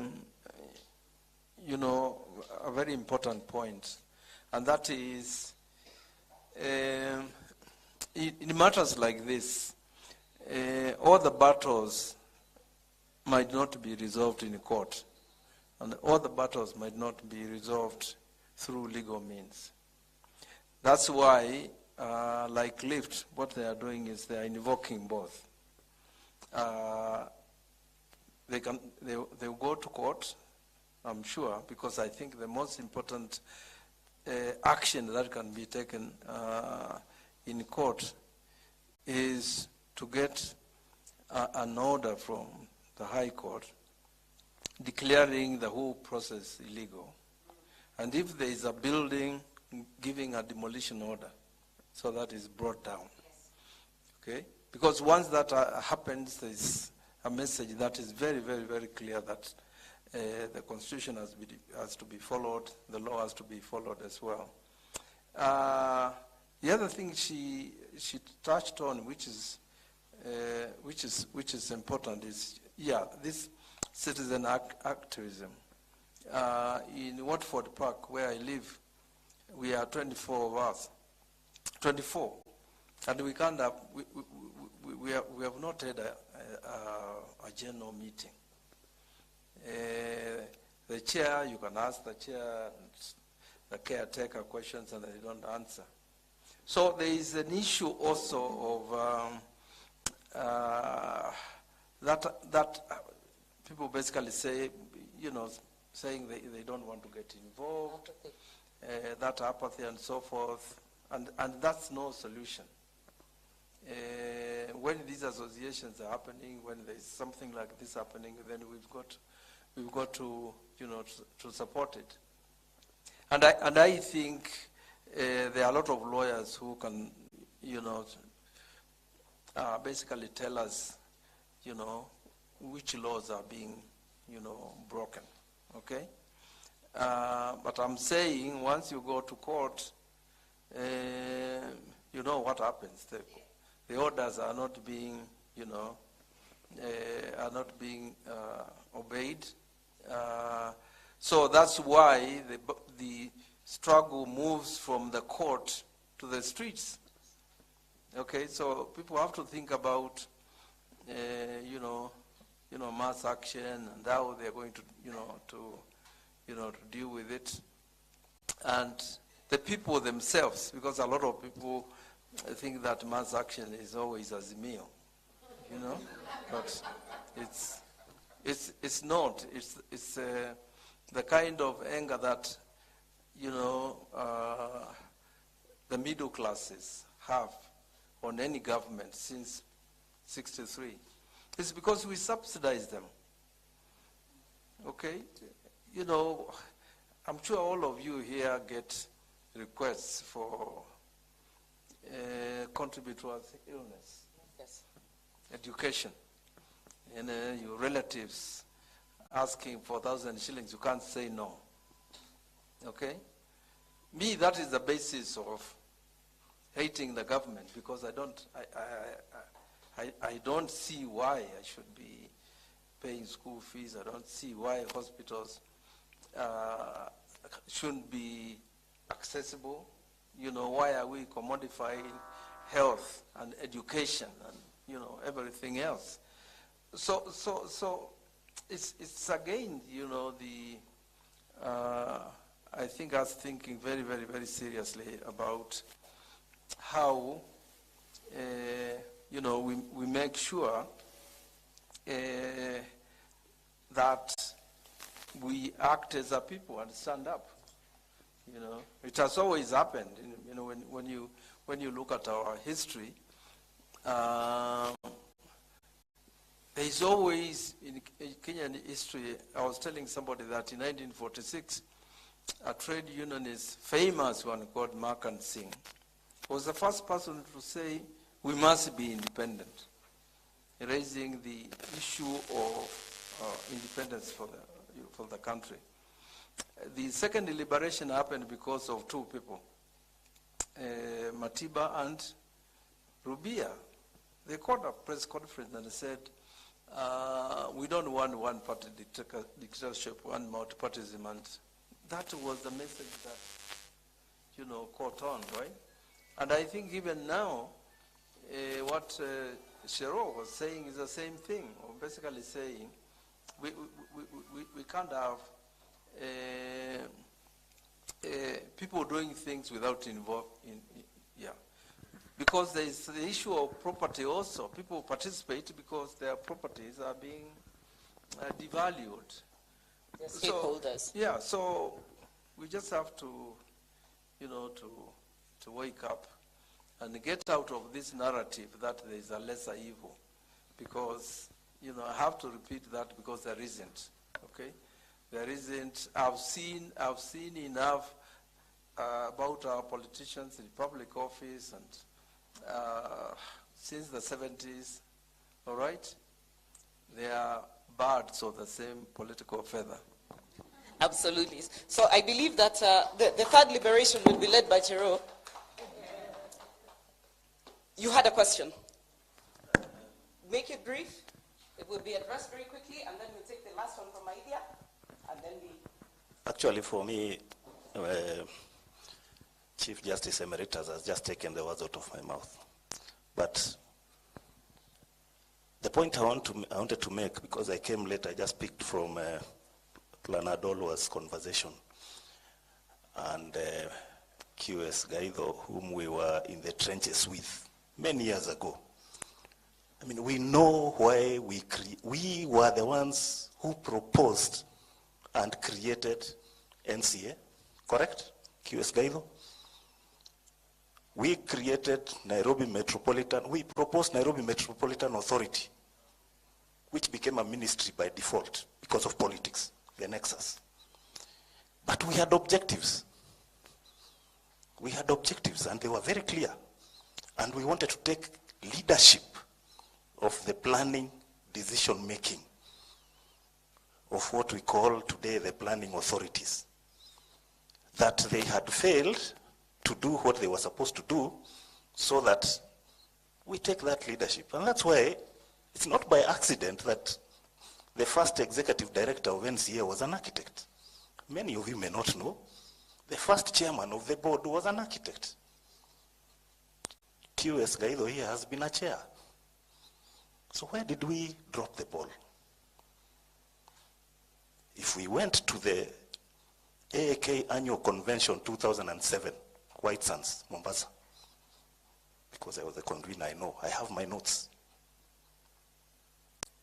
We were saying that the planning authority should be led by people who even understand what planning is, what is the third dimension desired, what is the spatial quality,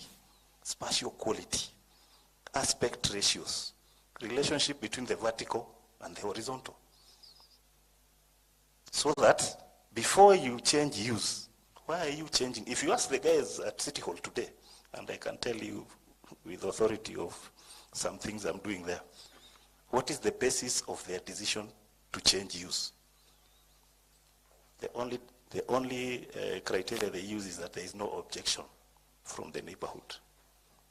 Have they checked? Who checks the quality? Who checks the box for quality? Desired. Air quality.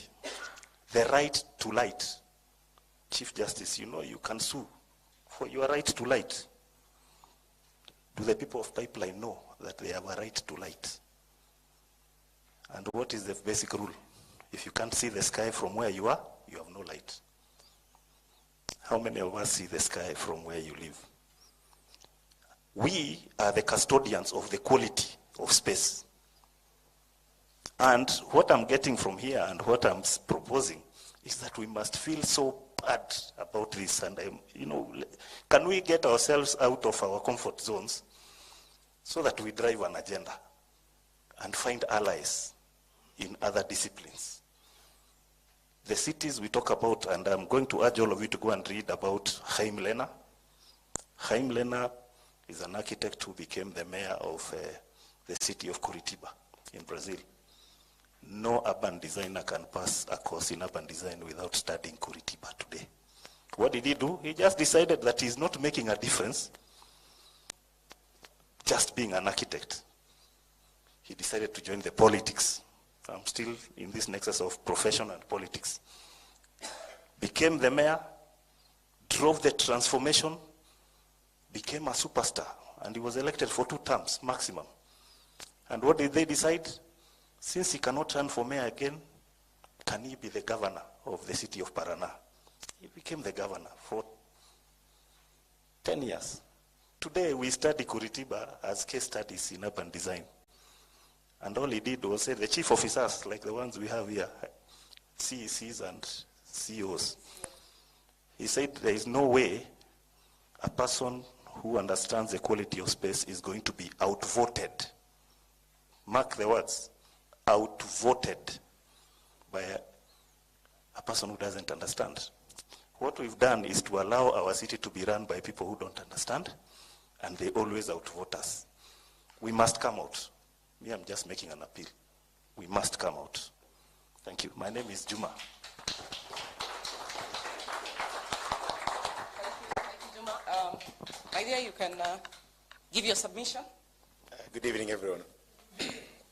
So I think a lot of what I wanted to say has been covered by Architect Juma about us being the custodians. I think everyone here is a professional so far, at least especially the panelists. And we've talked about a lot of things that have happened to us, yet we are the custodians. I think first of all we need to give ourselves a call to actions so that as custodians we can do better for the citizens so that she doesn't have to stand up a lot while we're here. But we're also a country of laws, and we have a system of government in which we have 3 equal arms of government. The judiciary, like the CJ has said, is where majority of these complaints normally end up. And we have a lot of complaints also in the judiciary where, justice is delayed. And as long as justice is delayed, it's denied. But since we are a government that operates with 3 supposedly equal arms, I wanted you to comment a little bit on how these arms can check each other. Recently, we had a few statements about how a judgment has come in and the reaction of a member of the executive. What would you advise on that? Thank you. Okay. In addition to that, because I think we are overrunning our time, as you answer that question, I'll also give you the platform, because you've always been the man that gives the last word when it's most important, to also tell us, what is the way forward? What is the way forward? I would have loved to go back to the money man, because there's something he still hasn't addressed. Maybe I should, let me give him a chance. He also has a question that needs to be answered. These people don't want to go home to bed tonight, huh? It's a good question. Is that Sonia? You have a question? No, she already answered, but the answer. Oh, to be answered. I think I could attempt that. Yes. Okay, so I will give quick, and then last word. Famous last words. Okay, it's been said to be quick, and I'll focus on, let me not talk so much about the fund you are saying, and the politicians. He has mentioned about it. All these people, the developers, they are owned by someone in authority,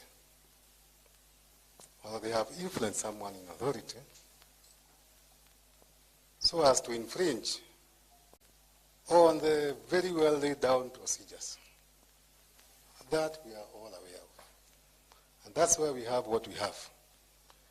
But let me ask the hard questions as my way forward, or my proposals. And Architect Juma has said it so well. If you look at Parliament, the representation of lawyers, I think half the MPs may be lawyers at the moment. Yeah? Both, I think. I'm not sure. So we had our architect Sylvia here. I think there were 5 or 4. My way forward is that we must be there in every county. And the Architect Alliance, now that you are thinking bigger than AK and engineers and others, let it be your baby to see who is suitable in Marsabit, in where, that we can have people everywhere so that we can be heard. We used to go to Parliament to find, you just find how you find another one architect, one engineer, and they are overwhelmed by the others. My second proposal is the revival of the new plan. Let citizens be aware. This is what we have, but it was supposed to be this way. We are aware. Currently, nobody is sure. And people keep asking me, what should be in Kileleshwa by the way? Is it 4+1? And now we have 20. So what should have been there before these guys came? What if from February 1, no architect signs all these rubber stamps, no engineer rubber stamps? Is it possible? And it is going to be the biggest thing when Chinese are stuck. Okay, we said we can say Chinese. Is it possible that everybody would be stuck with their development? That no registered architect can sign from coming week? Isn't that going to stall the whole process? Yes. Why not? Is it possible to bring ourselves together and say we won't sign? I think that is the biggest breakthrough we can make in this. My last one. If you sign, QA's architect engineer's fees is public. I don't even know why people ask why you are charging me. It is public. It's a percent of the development. Should we assume that you are earning the percentage in the books? Yes? It's 2 billion, you've earned your 6%. You pay fees on, you pay tax on 6%. It should be an automatic assumption, and I want the active citizen to take up this one. Yeah? Anytime you see an architect on the board, know that he's earning 6% of 2 billion or 3 billion from tomorrow when you walk around. The ones you are saying in every road you see. That's the fee. That's the architect fee in the books. And I know on Thursday she will give you, as you have your kinywaji, she will give you that law, which shows what we earn. It is there. I wish to end there, and I hope, and I wish the Architect Alliance well in enforcing this, because our biggest thing is enforcement. Yeah, very true. Very true. Thank you for that submission. Okay, I'll be very brief. No, before you do that, there is something that is related to what he spoke to, then we'll come to the planning issue. Yeah, she asked a very pertinent question. We're all talking here, but why is there apathy? And the apathy really comes because people do not know either their rights or they do not know how they're going to challenge this. And one of the outputs that we also Maithia has come out, what is our call to action? Our call to action is, and now I'm sitting back here and I'm talking as TAA, is that we will give the resident associations a lot of background. We will come and capacitate you with a lot of our information from a technical standpoint. So when you're raising objections, then you're able to know. Do you know what is a public participation? Yeah? The architect should be there to present his vision. The engineer should be telling you how he's plugging into the sewer, into how is the water, and if there's an effect to you because they come and they plug their water, then it means that you have less pressure. There must be. Now, if you cannot shower in the morning because this thing was put up, then you'll not be apathetic. You'll wake up, hey, I didn't shower yesterday because you did this. And if you allow this to happen, so there's a lot which needs to be done. We are here telling you, the resident associations, Chero, yourself, that the TAA, that is a reason, there's a French thing which always is, yes, that one. Why we exist is to come and do this for you. Thank you.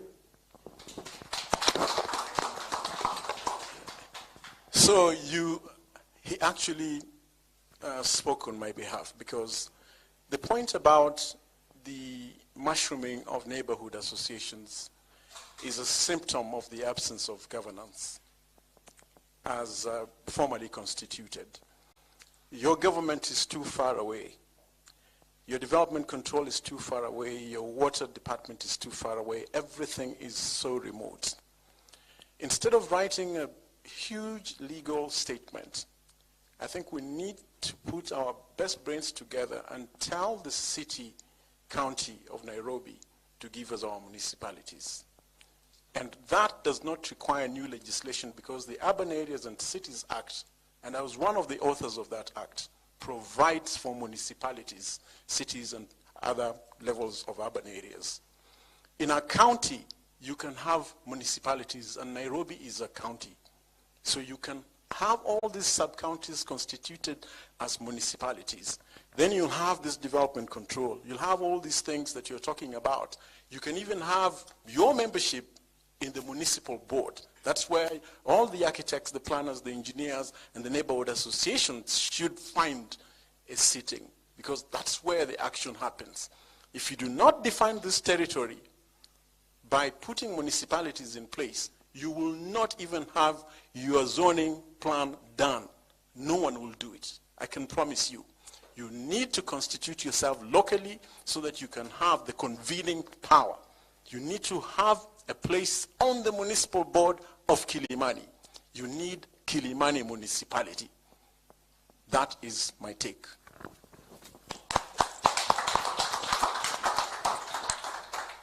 And as we are getting, as he's going through the last word, unless anybody else has got a burning question, I will request that we highlight our sponsors as he speaks. Then, so he will give us a last ruling. After we have spoken. Wengine wakatoa hote. Wako wapi hao? I will recognize the presence of Council Julie Soweto in the audience tonight. So, please give us a final ruling. The final ruling is, am I not answering his question? Yes, you answer his question, then you give the final ruling. Yeah, actually this notion of three arms makes me laugh, because I don't think the judiciary is an arm, it's a stamp. Okay. Because the executive and legislature think that they own all resources. That's number one.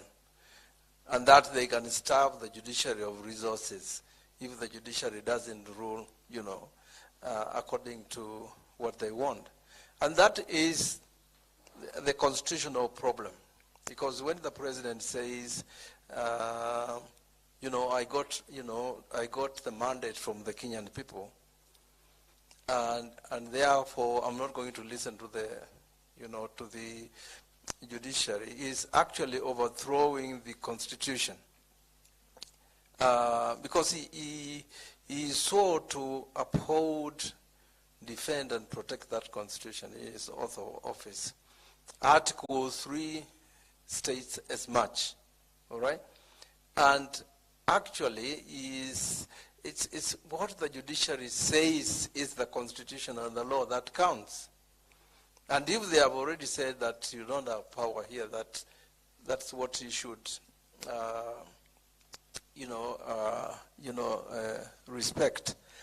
But there is also another article that I always think Kenyans don't read, Article 1 of the Constitution. It says we have the sovereign power, and we give the executive, the judiciary, the institutions, the parliament, we give them what? Delegated power. But it says we can exercise sovereign power directly. And what it also says is that we can withdraw delegated power from, and so I think that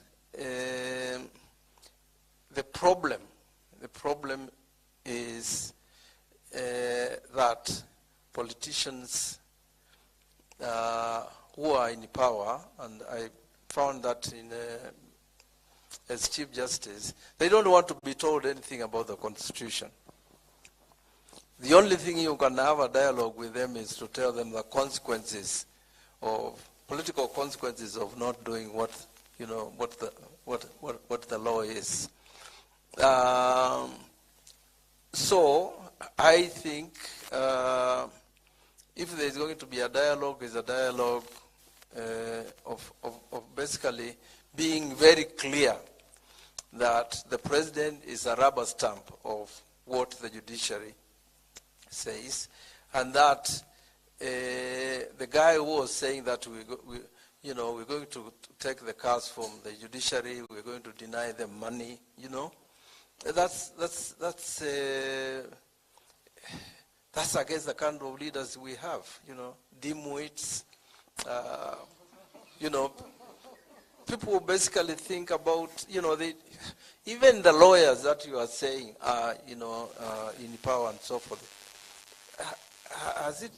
Has it occurred to you that the Speaker is a lawyer, the Attorney General is a lawyer. Under the Constitution, they are supposed to give legal advice.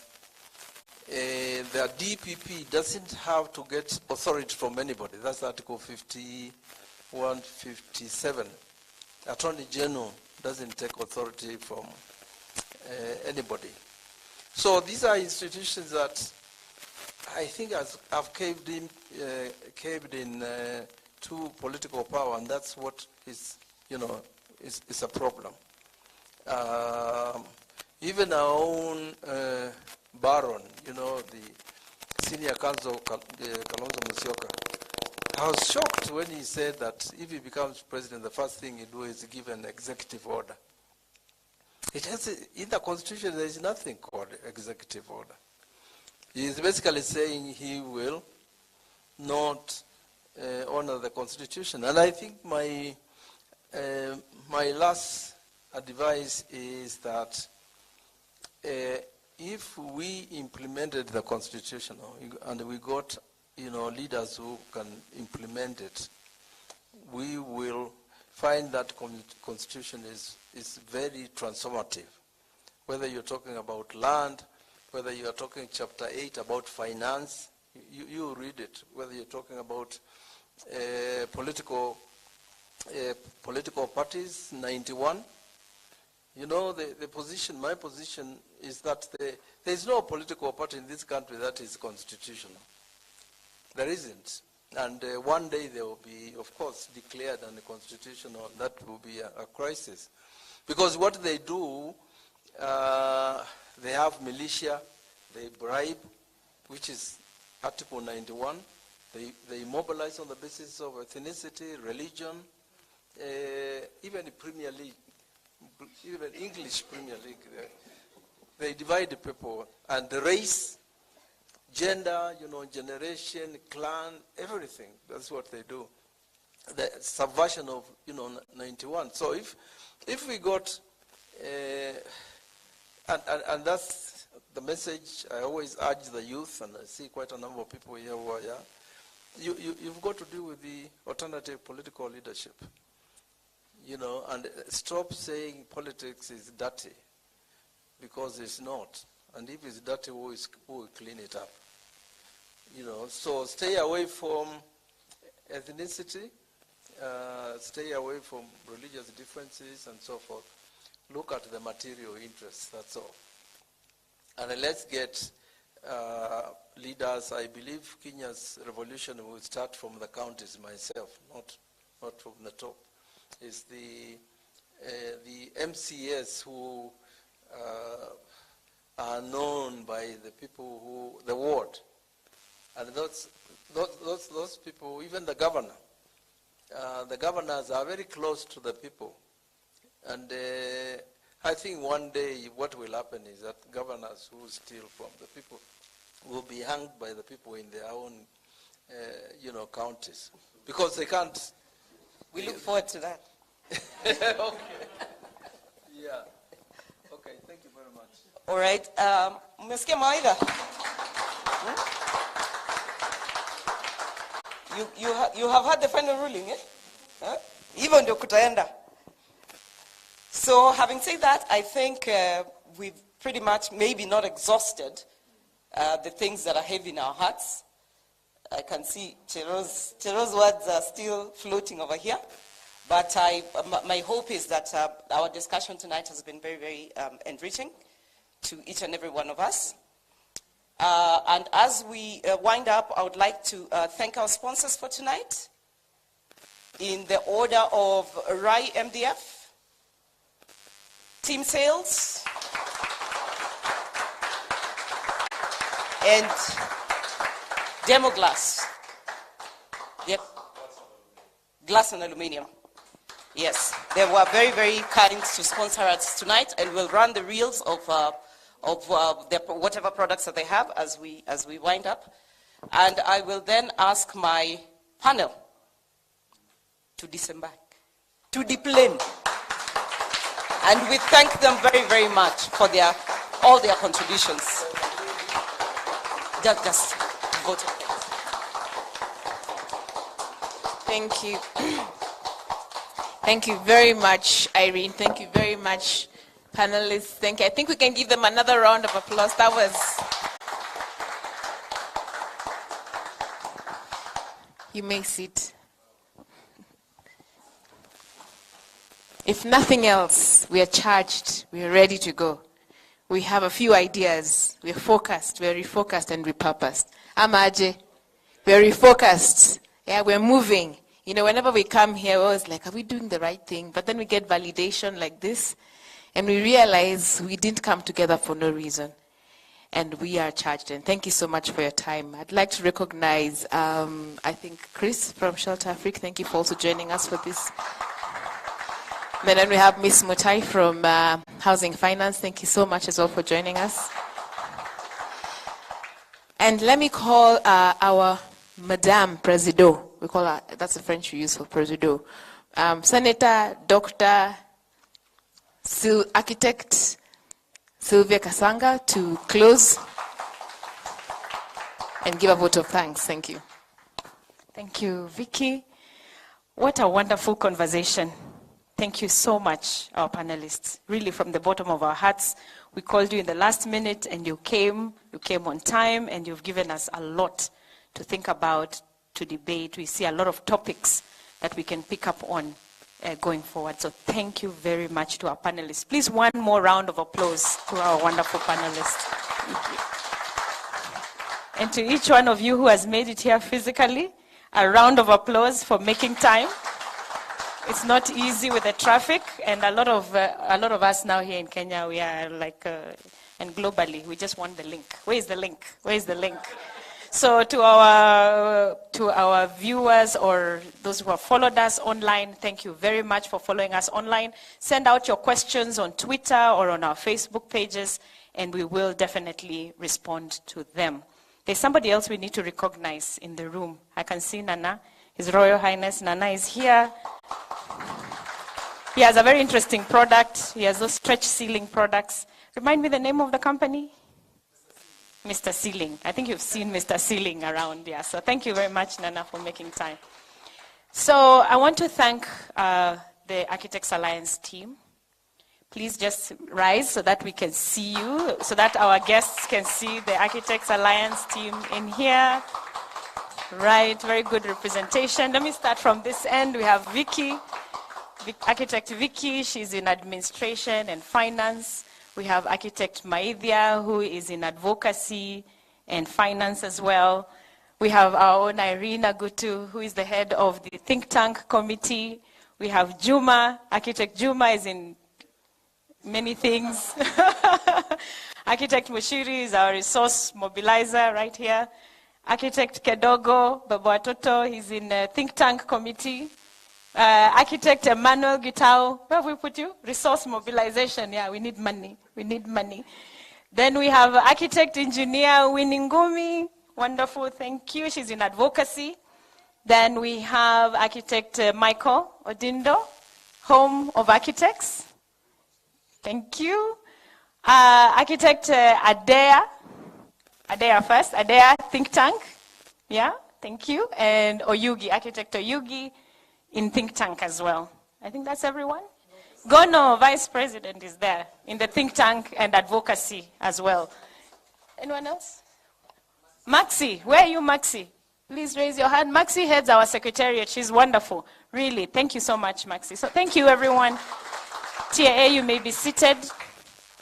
I know we have our work cut out for us. I think, Vicky, you're right. Every time we hold a forum like this, we realize how much more work we have to do. Lots of themes came out here that we can pick up on and we can run with them. But there's one particular one that excites me. Because in our next month, end of next month, we want to do a debate. And we've been given some really good fodder. Because we've just been told that most of the parliamentarians we have today are what? They're lawyers. And today the parliament is completely captured, and it's the reason we have so many problems here in this country. So maybe our next debate series, where's Julie? Is she still here? Oh, she's gone out, okay. We should ask these questions. This is about leadership. I think one of the biggest themes that came out here today is purely about leadership. And we're in a leadership university. So this question, we must debate it here in the next month. What are we going to do about our leadership? I think it is time, professionals, you rise up. Thank you, Juma, for bringing it out. I always say it. It is time to roll up our sleeves. It is time to get into that thing we call mad. It is mad because we are not engaging. It's time we start engaging. So with those few remarks, I want to thank each one and every one of you for this wonderful, successful event. And yes, I want to give it back to the MC so that she can close the session together with our hosts here today. So thank you very much, everyone. God bless you. And with that, I think I'll just invite our host to close for us. Yes, thank you very much. He's always so gracious, and he has so much energy. Gosh, where'd you get it from? From ILU. Thank you very much. It's an honor and a privilege because you've brought out what it is that ILU exists to do, which is provide a forum where we address difficult, complex issues that have generational impact. So you've just started the journey. My hope and my prayer is that it continues because these things are about people's lives and well-being. And even if the consequences don't hit you, they hit your children. So your children, they'll get you. Somewhere along the way, bad leadership decisions will impact us. So with those few remarks, allow me to pray. Mighty God, thank you so much for this opportunity you've given us to live out ILU's purpose through these wonderful guests of ours, Heavenly Father, who've come to talk about these issues in a sober way, Mighty God, that gives us opportunities to provide solutions to a whole cadre of human beings who are affected by these situations that we describe. I want to pray a blessing upon the Architects Alliance as they seek to forge forward in this agenda of just transforming how we think about the spaces in which we live. I want to pray a blessing upon the panelists who've come and just shared from their hearts about the issues that they face and their perspective of them and how it is that these issues can be addressed. I want to pray, Mighty God, that even as we live with hope.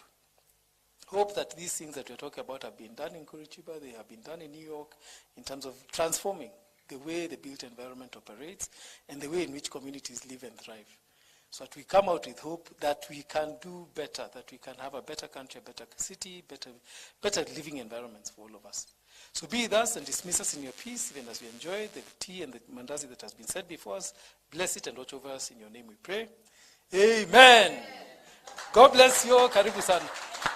Yes, I'm told there's a cup of tea and mandazi outside here. Don't be in a hurry to leave. Enjoy the company of these distinguished individuals. God bless you all.